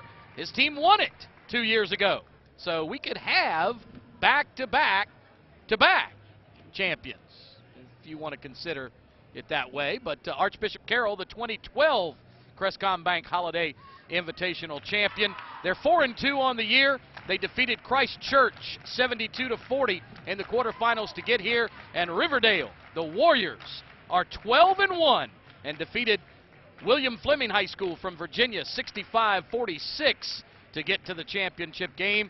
And these two teams, I think, are as good as Miami. And Parkersburg South, boy, they played their rear ends off, but came up 6 points short. 46-40 was the final of semifinal number one. Miami Senior moves to 12-1. Parkersburg South loses their first game of the year to fall to 4-1. It's time for the starting lineups for tonight's matchup between the Warriors and the Patriots. Archbishop Carroll in the home white tonight. The Patriots, under head coach Chuck Creighton, will start with Julia Gantz, and I remember her as a fiery little point guard from a couple of years ago, averaging 13 points per game in this tournament and 5.5 rebounds per contest. She made 3 of 4 three-point shots last night to help her team move to the semifinals. Kira McNulty will be her running mate in the backcourt, averaging 6 points and 2 rebounds, scored 9 points for the winners for Archbishop Carroll last night, a 5'4 senior. Julia Gantz is a 5'9 senior. And Ann McKnight, 5'6 senior, will start along the front line. 3.5 points, 1.5 rebounds per game. 5'6 senior will start along with Lexi Stover, another one that I enjoyed watching play a couple of years ago, a 5'9 senior. She's averaging 13 points per game in this contest, 2.5 rebounds per contest. And Kristen Ryan, 2 points and 1.5 rebounds. A 6-foot senior will patrol the paint for Archbishop Carroll. Again, the starters: Gantz, McNulty, McKnight, Stover, and Ryan for Archbishop Carroll. Now, the best two names in this tournament, before I give you the starters for Riverdale, maybe the best two names in this tournament are in this game. Archbishop Carroll is a backup, but her name is Molly Massiantonio. I love that name, Massiantonio. I'm going to have a problem with that, but I got it right the first couple of times. And the other is a backup for Riverdale, and number 40, the 5'7" sophomore, Lexus Story. Now that is a terrific name, Lexus Story. Riverdale has added a player to their roster since they arrived here as well, so Whitney Primus could see some time. But here's the starters for the Warriors under head coach Corey Barrett. They'll start in the backcourt with Jasmine Hurd, a 5'5" junior. She scored 9 points and pulled down 4 rebounds last night to send her team to the semifinals in a win over William Fleming out of Virginia. Her backcourt mate is the top scorer in this tournament to this point. Caroline Patrick had 19 points last night with 6 rebounds and a steal, and they're joined in the backcourt by Alexis Whittington as well. Whittington averaging 9 points coming into the tournament and 8 rebounds at just 5'7" and a freshman. That's right, she's almost averaging a double-double as a freshman for Riverdale High School. And Alexis Whittington, I'm looking forward to getting a look at tonight. Caroline Patrick, of course, the top scorer on the team, as I said, coming in at 13 points per game and 5 rebounds, but she scored 19 last night. Along the front line, it's going to be 5'11" freshman Brene Alexander. Brene had 6 points and 4 rebounds to go with 4 steals last night. And Kalia Murray, 2 points and a rebound and a half, 5'8" junior. So this Riverdale team, which I told you earlier in the broadcast, went 35-0 and won the Max Preps and ESPN Hoop Girls National Championship just 2 years ago, and last year spent much of the year in the national rankings throughout. Finished the year at 25-7 and are already off the schneid at 12-1 on this year. So again, for Riverdale, starting Hurd, Whittington, Patrick, Alexander, and Murray. Again, Riverdale in the road, we'll call it garnet, maroon color with gold numbering and white trim, and Carroll in the home white with red lettering and black trim. And inside the center jump circle, it's going to be Kalia Murray for Riverdale and Kristen Ryan for Archbishop Carroll, and it's controlled by Riverdale. And Riverdale will attack the basket to our right. Across the timeline, Jasmine Hurd gets a nice ball screen, head of the key. In the right corner, ball dribbled off the foot. And a fight for it, a scrum in the open floor. Jump ball and possession off the opening tip will go to Archbishop Carroll. So Riverdale doesn't get a shot off on its first possession. Kira McNulty around the horn near side. Lexi Stover. Told you I enjoyed watching Stover play 2 years ago when she was a sophomore. Very difficult to guard. Size and a nice shot. And McKnight between the wheels. Crosses over to the right. Back to the left. Foul line extended. Now pull up jumper. Baseline left. Weak side rebound for Riverdale's Caroline Patrick.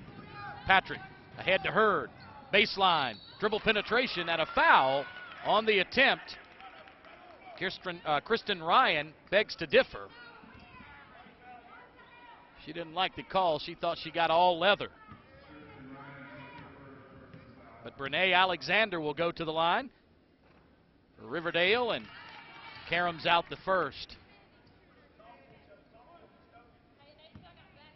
So the start of this one, much like the start of the first semifinals, a little butterfly situation for both teams. Neither able to score in the first couple of minutes.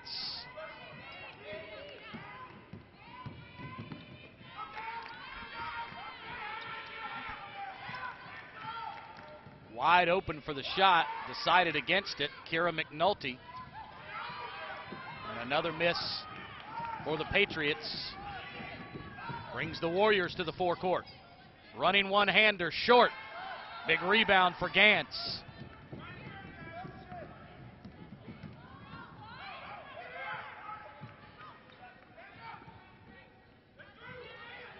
Carroll up top. Ryan Near side to McKnight. Up top to make that Gantz. Now far side to Stover. Stover drives up into the lane and has her shot pinned by Kalia Murray.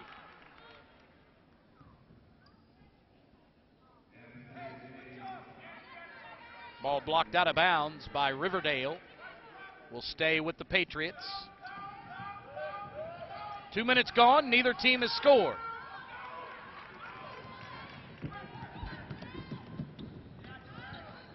Beautiful pass down the lane, threading the needle. Jasmine Hurd feeds Alexis Whittington, and Whittington connects from point-blank range. Gets the Warriors on the board.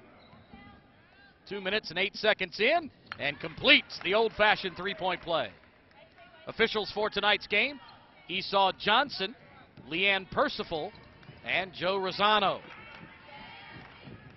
Carroll press breaker. Coach Creighton calls out the play. I like the patience of Coach Creighton. He rarely gets out of his seat. Skip pass wide open for three, way over the bucket. Carroll, a little excited to begin this ball game.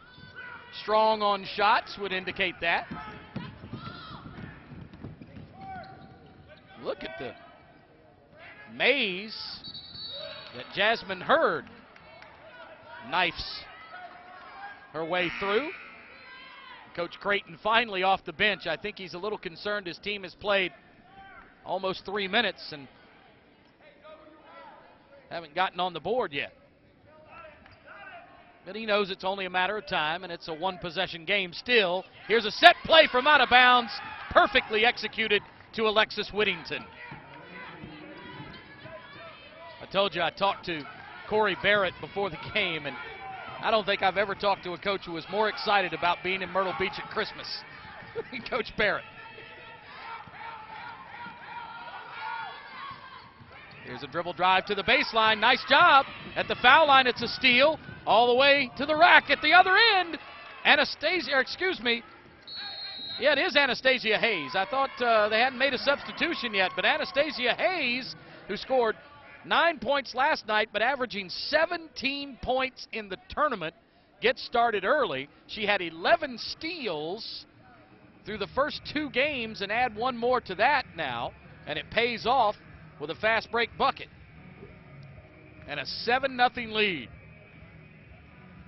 Archbishop Carroll, Coach Creighton said all of Philadelphia was watching this game tonight. Online at beachballclassic.com. Archbishop Carroll out of Radnor, Pennsylvania, which is a suburb of Philly. So he said the entire city of brotherly love would be online watching Archbishop Carroll tonight. I'm taking his word for it. 12:35 to go in the first half. We play 16-minute halves here, not 8-minute quarters.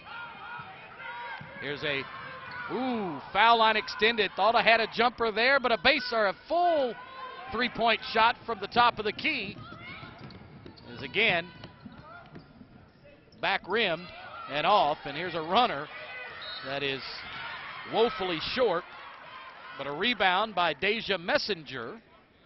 And Messenger tries to put it back up and in.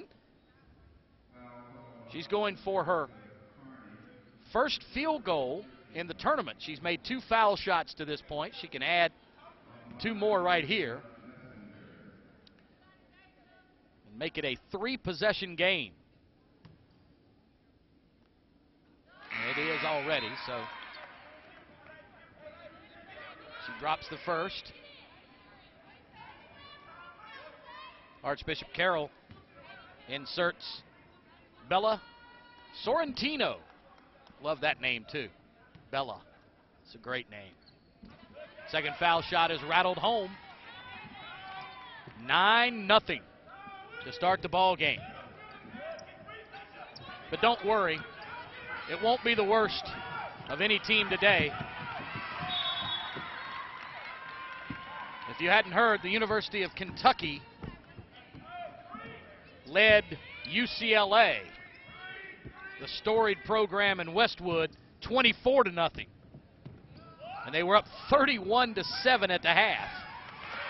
Or 40, make that 41-7 at the half. And it's now 11-0 as Riverdale continues to turn up the heat and turn it into points.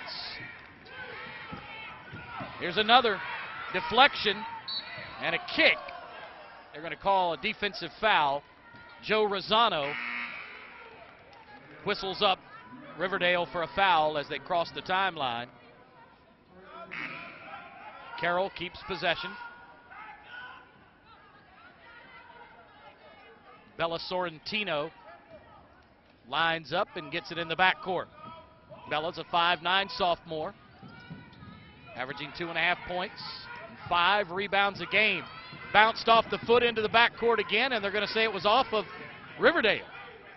I think Coach Barrett would disagree. There's an arching pass to the right wing, back up top, 3-ball on the way. Again, it's too hard.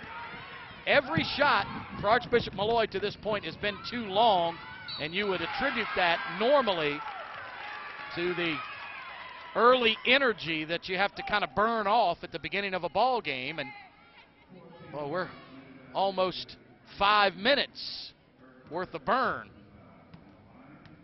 for Archbishop Carroll.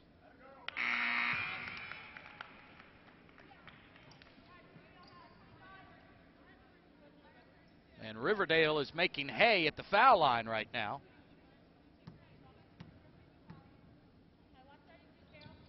And splash on the second. So it's 13-0. Team from Murfreesboro, Tennessee. I told you they love the girls basketball in the Volunteer State. Here's a three that looked on point, but again rings out off the heel of the rim. That should be an offensive foul, but nope. Leanne Percival says that the defender got there late, and it's on Lexi Casilla.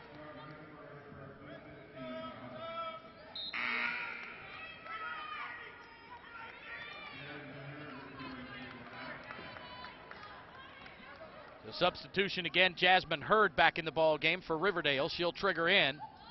And to a wide open breaker along the baseline, it's Alexis Whittington. Whittington with 10 points last night, 10 points in the first game, and she is well on her way to getting double digits again tonight with 5. She's 2 for 3 from the floor, hitting a 3 and a 2. Whittington broke unnoticed along the baseline, and Hurd saw her wide open, and finally, at the 10:16 mark of the first half, Archbishop Carroll finally puts 2 in the book. Coach Barrett calls play 13, and there's the ball screen at the right point. Point guard doesn't use it. Nice job. Oh, boy.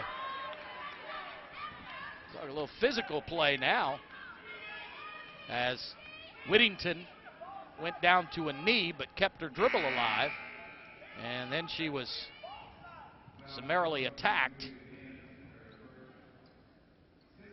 by the Patriots. Personal foul. That is 6 team fouls against Archbishop Carroll here in the first half, and a jump ball, the 3rd of the first half. It's going to give it back to Carroll.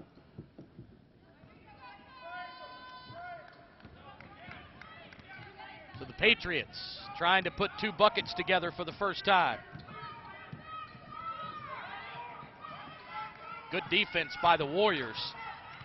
They got hands in the passing lane. They're all over the ball handlers. There's the double team. Riverdale, you got to love this effort. There's another double team and a steal. That's the 3rd steal of the first half, and a foul on the breakaway. Anastasia Hayes on the 7th team foul by Archbishop Carroll.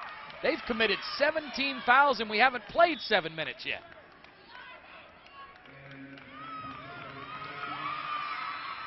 So Riverdale will be shooting foul shots the remainder of the first half. And the shooting percentages indicative of the score. In the first half, Alexis Whittington has 7 points and 63% for the game from the field to just 1 of 10 for Archbishop Carroll. 5 of 8 from the floor for Riverdale. 4 points for Brene Alexander. 2 points each for Anastasia Hayes and Deja Messenger. And for Archbishop Carroll, just 2 points from Julia Gantz. And I loved watching her play 2 years ago when they were here, too. It was Lexi Stover and Julia Gantz as sophomores who made this Carroll team go and led them to a championship.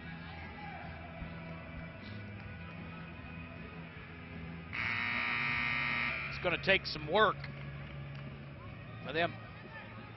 Riverdale came in 12-1. I want to know who beat them. That team was pretty good. 15-2 right now, and Riverdale looking to add to it from the charity stripe. A revolution around the cup, and it comes out.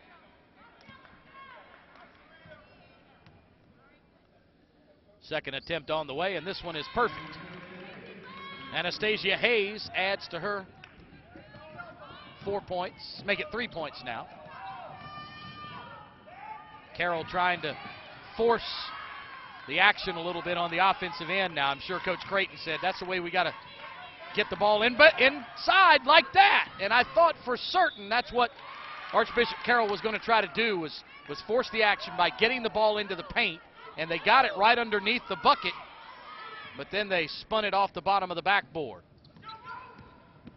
Riverdale, they're not shy about pushing the tempo.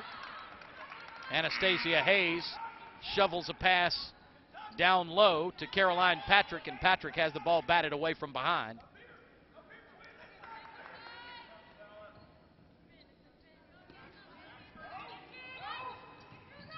Wide open, 3 ball in the air, in and out, and almost back in, but tipped in. On the weak side by Caroline Patrick. Patrick, first bucket of the ball game. 18-2, biggest lead. Carroll scored at the 10-16 mark. And now they've gone almost another minute and 45 seconds without a bucket.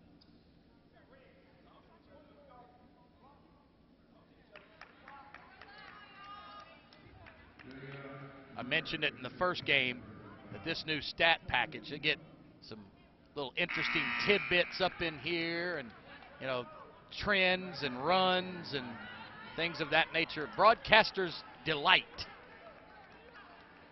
Tells you how many timeouts and fouls. Of course, we're at 7 fouls now with Archbishop Carroll. And second foul shot is heavy, but the Patriots fight for it, and the 4th jump ball of the half is going to go to Riverdale. Riverdale got the opening tip, and they've exchanged jump balls now 4 times. Inside, shovel off to Hurd. Jasmine to the front court, Jasmine to the paint, Jasmine across the lane, and a foul on the attempt. Is going to send, I believe, Deja Messenger back to the line. Messenger has gotten all of her points in the tournament from the foul line, and she can make it a 17-point ball game.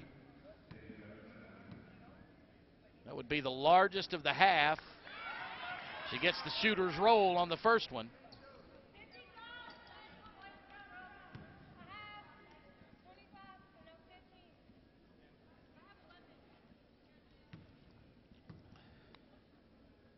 Deja's second, around and out. Reaching the halfway point of the first half. Little stutter step there by McNulty, got away with it. Inside, Shot blocked from behind again, saved by Sorrentino. Sorrentino keeps the possession for Carroll. She wanted it back. She was open in the left corner. She was begging for the three. Riverdale's defense is just suffocating right now, and they're owning the glass. The rebounds right now are 13-5, and another trifecta by Riverdale to push the lead to 19. But you remember now, if you were watching the first semifinal, it was 22-9. Parkersburg South was leading. Another long three from the head of the key. Offensive rebound put back up too strong. 14th rebound in the first half by Riverdale. All the way to the bucket. Scoop shot, count it. Scoop to the hoop by Anastasia Hayes. Everything going right for the Warriors here in the first half. But again, Parkersburg South led by 13 midway through the first half. Miami Senior fought all the way back to tie it at 23 at the break, and then went on to win 46-40. So Miami Senior has already punched their ticket into the final for the second year in a row. Archbishop Carroll cannot buy one from underneath. Kristen Ryan goes begging 3 times underneath, and the rebound advantage by Riverdale right now is staggering. Here's a stop and a pop from downtown. In and out, no good. Another rebound for Riverdale. Now it's starting to become panic mode for Carroll. I think they're forcing shots, but again, that's just me. That's your fan talking. Well, you hope that they'll settle down and start playing Coach Creighton's game. Chuck is one of the best in the business. They're calling for it underneath, but a three from college range. The three-point lines you see on the floor here at the Myrtle Beach Convention Center, there is a white line outlines the red line, or is about a 1.5 feet beyond the red line. That is the high school line that intersects with the top of the key, and then the college line at 19.9. We used to have an NBA line in here too. It was black when we played some minor league basketball games, but mercifully we got rid of that one because it was screwing up all of the high school kids. They would jack it up from NBA distance because of the peripheral vision. Carroll, they're trying to get good shots here. They're not trying to panic. And that one was on line, but goes down in the hole and spins out. 21-point lead. Just one field goal and one free throw in the half for Archbishop Carroll. Bounce pass inside, back to the elbow. Hayes slides to the right point, to the line, to the lane, to the hole, scoop to the hoop, count it. 26-3. Coach Creighton has got to be scratching his head, wondering what his girls, why they cannot find a basket on the other end. And here's another steal. That is the 12th turnover of the first half. But they get it back without giving up blood. Here's a dribble penetration by Massantonio. Molly Massantonio tried to become just the second Patriot to connect from outside. And we're inside the final quarter of the first half. And off the front iron. And almost another turnover. That would have been a baker's dozen here in the first half for Archbishop Carroll. Here's another long shot. This one is a little short by Massantonio. Molly Massantonio, freshman. And another offensive rebound and stick back by Caroline Patrick. Patrick Windexing that offensive glass. She stays up underneath the back bucket each trip, and she is getting rewarded.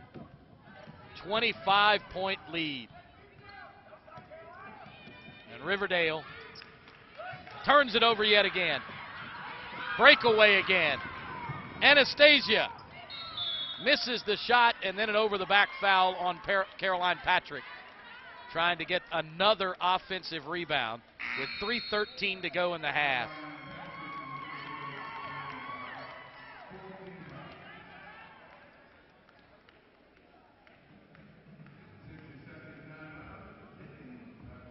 Rebounds right now 24-12, so they're doubling up the rebounds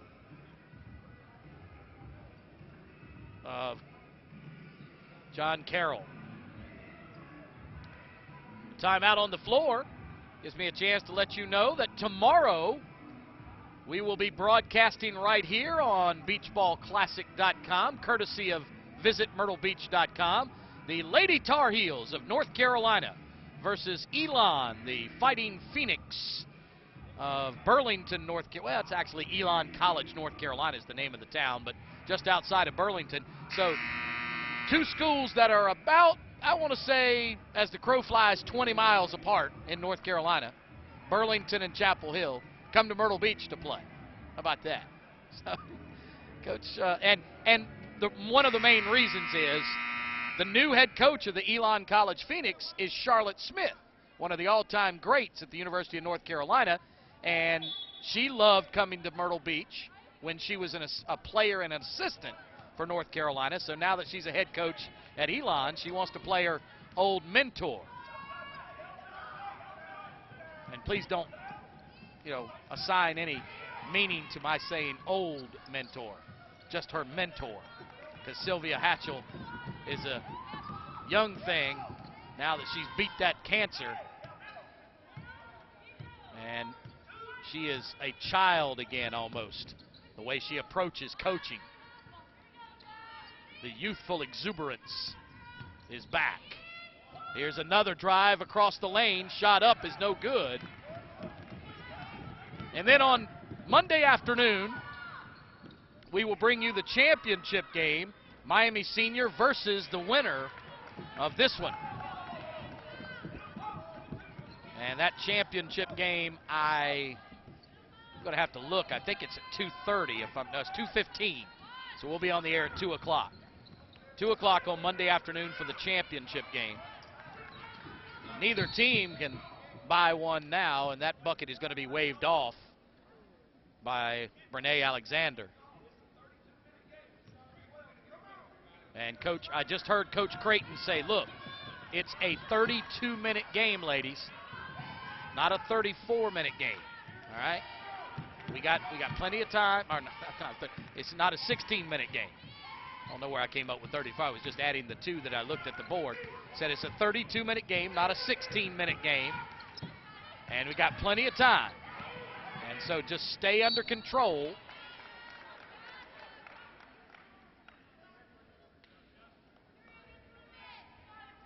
But when you're an average fan like me, you start to question that philosophy a little bit. But still plenty of time. 18 minutes or 17 minutes and 39 seconds now left. And so they built the lead in less than 16 minutes. They can come back from the lead in less than 16. Carroll is one of the players who's, I think, just got a little bit of a busted lip. Teresa Kearney was only in the ballgame for just a moment. She comes out, and they've got gauze on her lip. So hopefully she'll be fine. Here's Hurd. Gives off to Patrick. Patrick outside to Whittington. Whittington to Hurd, and it's blocked out of bounds by Molly Massiantonio.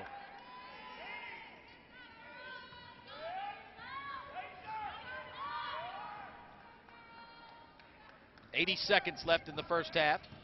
Left corner, left baseline, drive to the hole. Pull up is no good, well short. May have been partially blocked by the Patriots. Still just one field goal in the half, and it's going to stay that way. Another air ball. Coach Barrett, even with a 24-point lead, working the officials on the far sideline. He was discussing something serious with Leanne Percival.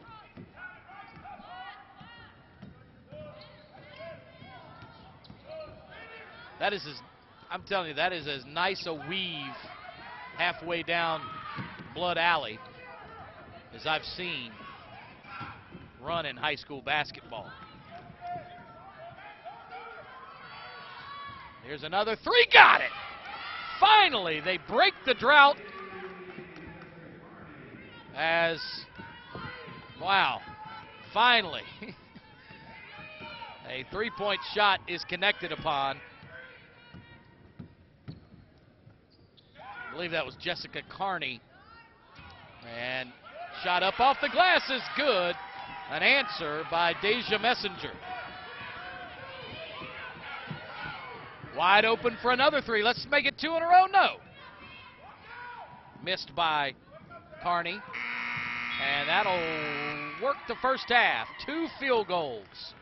1 from 3-point range, 1 from 2-point range, and 2 foul shots is all that Archbishop John Carroll was able to muster in the first half. Riverdale put up 30, so their efforts were rewarded, especially on the offensive glass. 28-18 and 20 rebounds. Actually, I'm sorry, 10 rebounds on the offensive glass for Riverdale. So big first half for the Warriors, and they lead it by 23 at intermission. And we'll come back with more from Myrtle Beach, South Carolina, semifinal number 2, to find out who will play the Miami Senior Stingarees for the 2014 Crestcom Bank Holiday Invitational Championship Monday afternoon. Live from Myrtle Beach, this is the CBHI presented by VisitMyrtleBeach.com. On behalf of the Myrtle Beach Area Chamber of Commerce, I'd like to invite you to come visit our community. The Myrtle Beach area of South Carolina is a wonderful place to make memories that will last a lifetime. A place where you can spend a lot of time without spending a lot of money. So let's see what you can enjoy on your next vacation experience to the Myrtle Beach area.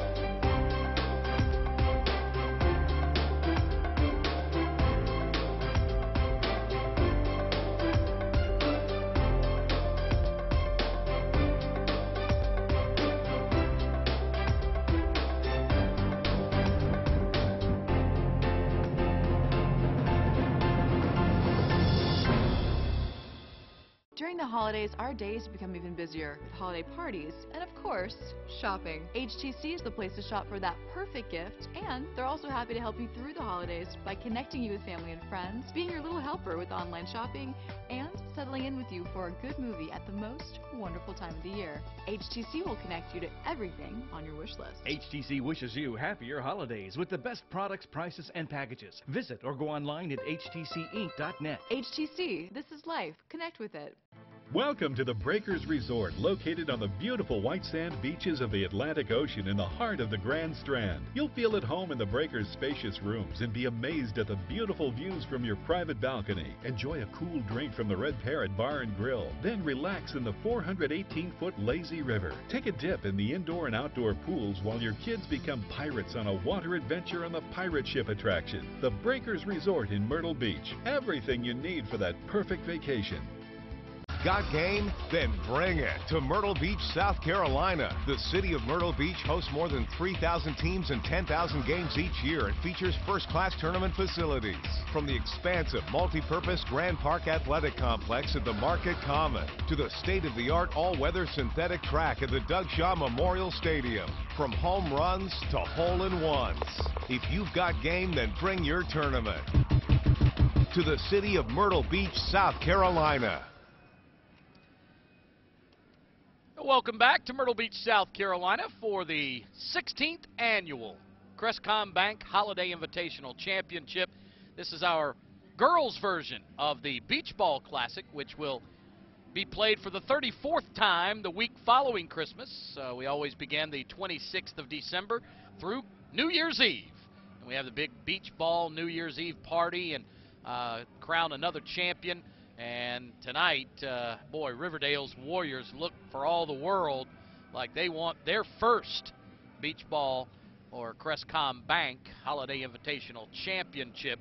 And the national title from 2 years ago would look good, or this championship game of this tournament would look good right next to that national championship trophy when they went 35-0 in 2013 and won the ESPN Hoop Girls and Max Preps National Championship. But Archbishop Carroll has a CBHI trophy on their mantle in Radnor, Pennsylvania. They won it 2 years ago. But boy, are they going to have to do some work in the second half to try to play for a second, because they shot just 7% in the first half. You heard correct. 2 for 28. They made 1 2-point field goal, 1 3-point field goal, and 2 foul shots in the half, and that's it. And they were out-rebounded 28-18, and they turned the ball over 5 times officially, but sure felt like about 10 times that many, the way they were turning it over at halftime. But Bella Sorrentino came in and tried to give the team a little bit of a boost, but she got it up a lot, but didn't get it in. She got a couple foul shots, but the only field goals made in the first half, Julia Gantz scored the 2-pointer first, and then Jessica Kearney hit the 3-pointer later. She was 1 of 6 from 3-point range for the half. So the top scorer is Jessica Kearney with 4 points. She hit a foul shot in 2 attempts as well. For Riverdale, their top scorer, they got 3 of them at 7 points. A very balanced attack, even though they only played 7 players in the half. 7 points by Alexis Whittington, 7 for Caroline Patrick, and 7 for Anastasia Hayes. 5 points for Deja Messenger off the bench, and 4 points for Brene Alexander. Top rebounder was Caroline Patrick as well. She worked that offensive glass to perfection. She had 4 defensive rebounds, 3 offensive boards, and 7 for the ball game. 5 rebounds each for Hayes and Messenger, and quite a first half for each of these teams. 1 good, 1 not so much. But I'm sure, as you heard Coach Creighton say right near the end of the half, it's a 32-minute game. These first 16 minutes are only played to get to the second 16 minutes, and hopefully Coach Creighton and Archbishop Carroll will work a plan to get back in this ball game and make it close, as we had the first semifinal go down to the wire 46-40. Miami Senior won the semifinals for the 2nd year in a row, and they'll play for championship for the 2nd straight year. And maybe Archbishop Carroll can play and get it back together and see if they can play for a 2nd Beach Ball Classic title as well, or CBHI. Of course, we've done the Beach Ball Classic here. I have for nearly 30 years. So this girls tournament is our ladies version of the beach ball. And right now, Riverdale leads Archbishop John Carroll 30-7. And we'll see what Carroll has in store as they return from the locker room. As we take time out, second half will be up when we return to Myrtle Beach, South Carolina for the CBHI, presented by VisitMyrtleBeach.com. During the holidays, our days become even busier with holiday parties and, of course, shopping. HTC is the place to shop for that perfect gift, and they're also happy to help you through the holidays by connecting you with family and friends, being your little helper with online shopping, and settling in with you for a good movie at the most wonderful time of the year. HTC will connect you to everything on your wish list. HTC wishes you happier holidays with the best products, prices, and packages. Visit or go online at htcinc.net. HTC, this is life. Connect with it. On behalf of the Myrtle Beach Area Chamber of Commerce, I'd like to invite you to come visit our community. The Myrtle Beach area of South Carolina is a wonderful place to make memories that will last a lifetime. A place where you can spend a lot of time without spending a lot of money. So let's see what you can enjoy on your next vacation experience to the Myrtle Beach area.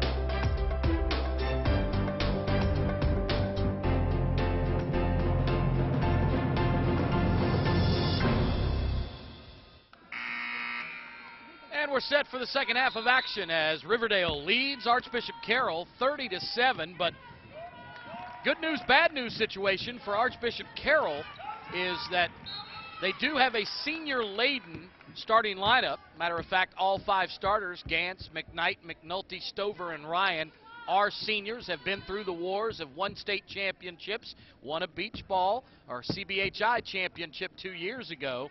This Riverdale team, even though they're very, very young, they know how to win championships as well. They have not played a senior yet tonight. There's only one on the team. It's Destiny Williams. She's averaging about 3.5 points a game, but only about 8 minutes a game as well. So the starters, Hurd is a junior, Whittington's a freshman, Patrick's a junior, Alexander is a freshman, and Kalia Murray is also a junior. And so no seniors on this team against the senior-laden Carroll squad. But what that could mean, the good news is that Carroll could, use that experience and senior patience, experience and there's a steal, just as I say it. One of the seniors, Julia Gantz, goes to the hole, but takes steps to get there. But they could use their experience and rationale to get back into this ball game, but it's going to take a Herculean effort.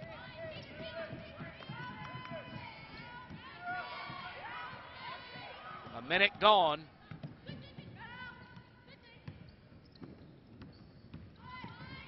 There's that weave again, right around the foul line. It's worked great, and that's an offensive foul. Good call by Esau Johnson.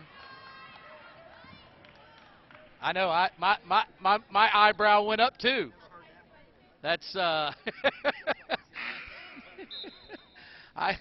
don't know what's gotten into me tonight. I guess the Christmas spirit. That's what it is. I don't think I've ever even heard myself say that. Good call by Esau Johnson. I don't know that I've even thought that before. I have fun with Esau. I used to be a high school coach in this area, so I'm friends in name only with, yeah, that's right, thank you, in name only with most of the officials.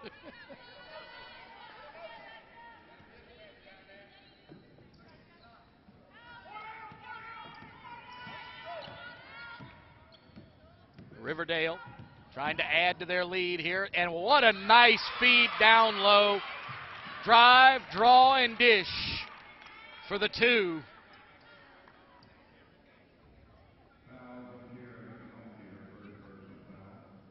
Kira McNulty is called for the foul. And a conventional three-point play opportunity at the line for Brene Alexander, and she converts and extends the lead to its largest. Here's a pull-up jumper, three, splash! Maybe that'll get him untracked. That's Jessica Carney for her second three of the ball game. Carney's just a junior. For Carroll, she was the top scorer in the first half, so she started the second half. For Coach Creighton's team, it's Hayes, Whittington, Alexander, Patrick, and Murray for Riverdale. For Carroll, it's McNulty, McKnight, Stover, Carney, and Ryan. Baseline left. Pass is caught at the high post. Now driven back to the low post and kissed off the window with a nice drive by Anastasia. Hayes does it again. And Hayes steals it. Hayes up off the glass, too strong. Rebound, put back, rolls off, dribbles to the side, and Carroll comes away with it. 3-on-2 break. Three-point shot from the right corner is too strong. Saved in by Riverdale, and they're going to try to push the tempo, but it's stolen in the backcourt. Picked away by Gantz. Gantz. Dribble drive by Carroll. Partially blocked and taken by Riverdale. Furious activity, but nothing to show for it. 35-10. Carroll with another steal.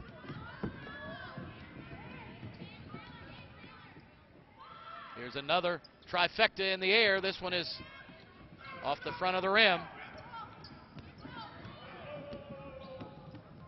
It rebounds out to Brene Alexander. Brene to Anastasia. Hayes and Hurd have shared the offensive direction duties. And Hayes has been much more aggressive offensively. Hurd has been much more content to run the offense and get her teammates involved, but Hayes has been just attack the bucket mode all night. She's averaging 17 points a game coming into tonight's affair, and she's more than willing to add to it.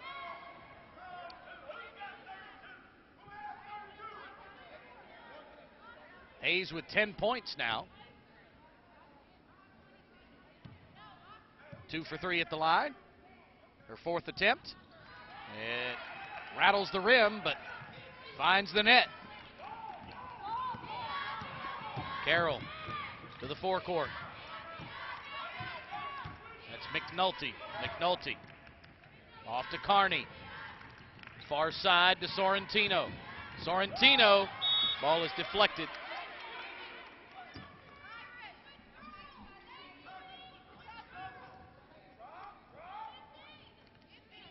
Side out. Julia Gantz triggers in. Around the horn, far side. Sorrentino, back door. And it's missed again. Carroll has just not been able to score from underneath. They have, I mean, it doesn't matter which end of the floor they've shot at now. The lid's been on it. 37-10. Hard to watch, I know, for Carroll fans who are so used to ultimate success for this team. And I believe we got another violation.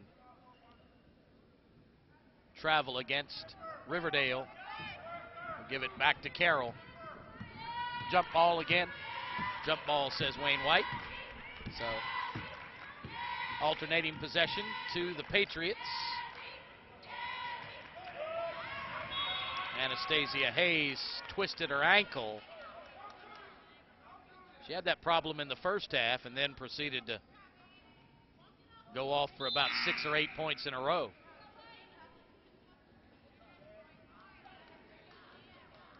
I know Coach Creighton is as at a loss as we are. But Riverdale's defense has been stellar tonight. So even in a zone, they're in a zone right now, but they're getting pressure on the ball. And a three-point shot is short, but rebounded offensively, put back up, and there it is again. Carroll just cannot get the ball to dribble in the hole for him. I mean, it's like my putting. Can't find the hole.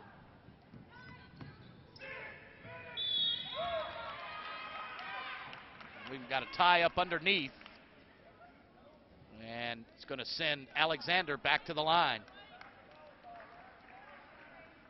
Coach Barrett still coaching over there on the sideline. He knows this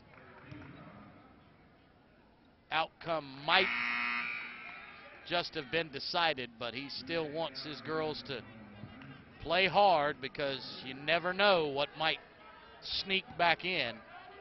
Told you Miami Senior can make a run, and they did in the first game. They scored 15 of the last 17 points in the half to close on Parkersburg South. Carroll would have to make a enormous run to get back in this one, and when they turn it over like that, doesn't bode well. Now Carroll's going to press full court, man-to-man.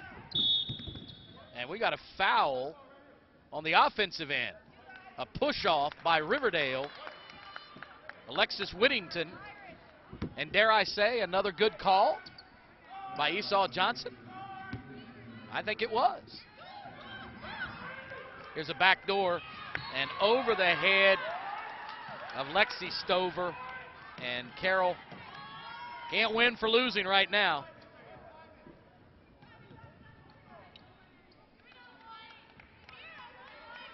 .11 minutes to go in this one. Long way to go and a short time to get there. As Stover make that Whittington, drives it underneath. And a wraparound pass for another two. And a 31-point lead. That was Kalia Murray outside. Riverdale's defense has caused a great deal of these turnovers. Now that last one, there's been many unforced turnovers too, but their ball pressure and the man-to-man is like flypaper. And even in the zone, they're doing a good job and pushing tempo like that to Brene Alexander. And Coach Creighton wants timeout finally to try to stop it somehow, some way. A 33-point lead, and the shooting in the second half is not getting any better for Carroll. Just 1 for 9 in the half. For the ball game, they are 2 for 21.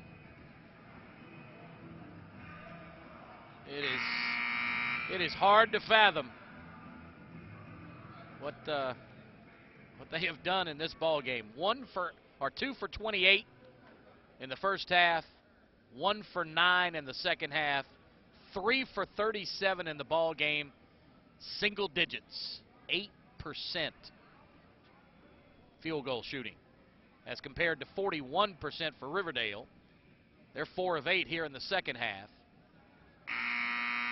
Rebounding continues to mount for Riverdale, 38-20 off the backboard. And the turnovers, 10-9. So I guess you could start there if you're Coach Creighton.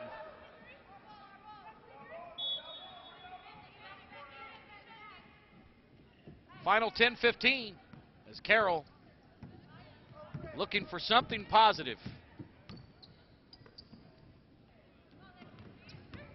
Step through. Nice job on the dribble drive. To the foul line. Back outside. Triple is no good. And Riverdale down court. Archbishop Carroll's legs are starting to get a little wobbly now.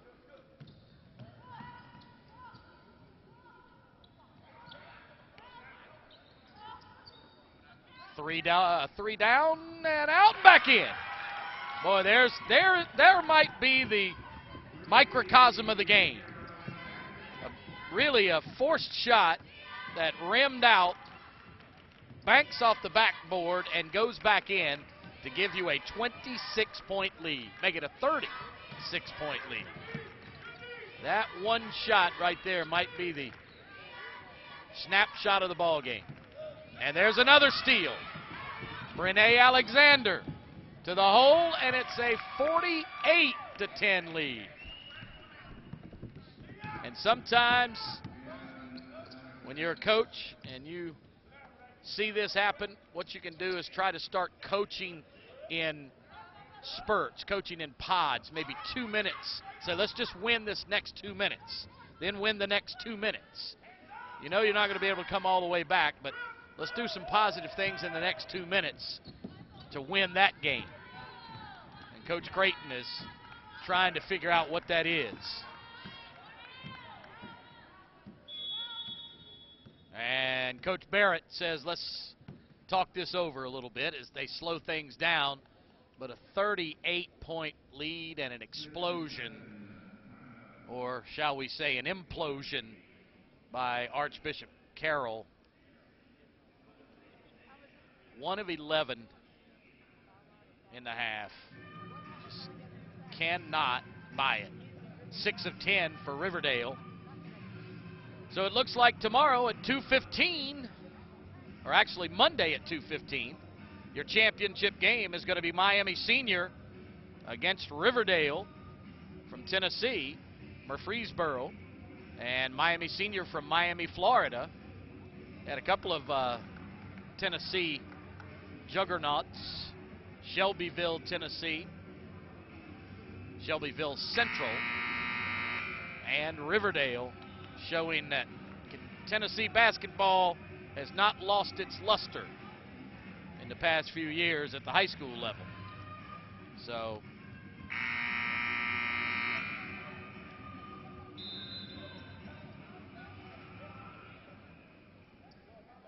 tomorrow afternoon, 3 o'clock, it'll be North Carolina versus Elon, and we'll have that for you right here at beachballclassic.com. And then the championship game on Monday at 2:15. We let the girls get out of here early on Monday. A lot of teams have a long drive home, so chance for them to get back and get ready for Christmas. Here's a dribble penetration right down the middle of the channel by Jasmine Hurd. That's about as aggressive offensively as she's been tonight. She's been more content to let her teammates do the heavy lifting, and she's just accommodated them. That one rings around and out to the left. So we're in the final quarter, or approaching it, of the second semifinal. Second foul shot is off the mark as well. Now skip pass all the way across court. Wide open for a triple in the left corner. Count it. So good, little good things here and there. Teresa Kearney knocks that one down. She averages 4.5 points, 1.5 rebounds. Now if you're Coach Creighton, you want to say get a stop right there. There you go. Now you win this possession. Get another bucket, get another stop. That's what you try to do, is win possessions now. There's another wide open three in the left corner. This one is off the mark, too strong. Rebound for Riverdale and a fight for it underneath. Dead underneath the basket. Alternating possession. That is the 6th jump ball we've had in this game. Normally you don't see more than 1 or 2 in a ball game. 6 of them tonight. No jump ball on that one, Wayne? Okay, so statistician sees it better than I. I've got a little monitor here in front of me. It's hard to tell. On the opposite end of the floor, tells me that the Carroll player was laying on the end line, and that's possession.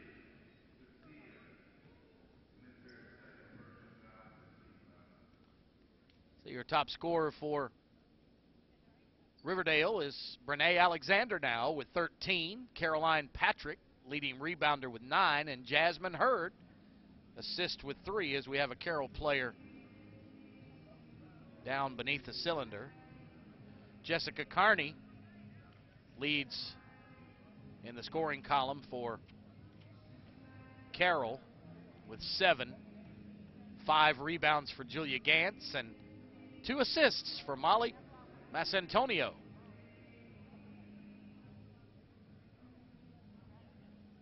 .12 to go in the ball game, and both of these teams have had their fair share of success through the years. Coach Creighton, in his 8th season as the head girls basketball coach, has continued the winning tradition that was started well before he got there. Under Coach Caton's leadership, Carroll is 165-39, have won 2 Pennsylvania Independent Athletic Association state championships in 09 and 2012 when they won this tournament, and finished 2nd in the PIAA in 2011. They won district championships in 09, 10, 11, 12, 13, and 14, and the Philadelphia Catholic League Championship, which is a strong one, in 09, 10, and 12. And of course, besides winning the 2012 4A state championship and district championships, they won the Crestcom Bank Holiday Invitational. And for Coach Corey Barrett, it's just his 3rd year as head coach at Riverdale, but in his 2 years, he's 60-7. I'd say that's a pretty good start for the young man. And overall, he's 149-73. He's had 10 players sign college scholarships in his 2 years at Riverdale.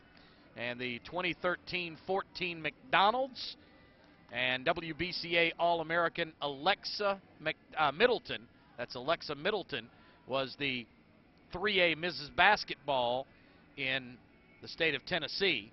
And of course, the 2013 National Championship by Max Preps and ESPN Hoop Girls, as I've mentioned many times and probably will a dozen more before we get out of here, and the Tennessee State Championship in 2013. He's had 2, or the school, I guess, has had 2 TSSAA Class 3A Ms. Basketball finalists, Olivia Jones and Alexa Middleton.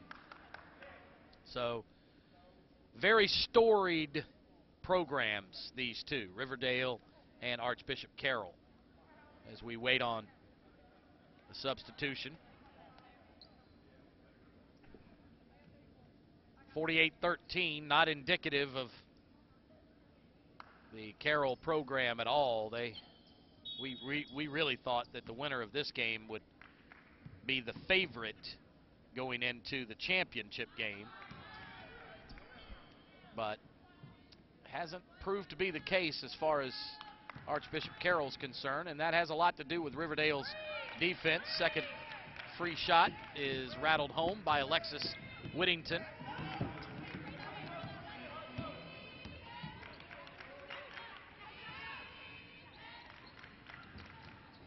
Backdoor feed, beautiful pass.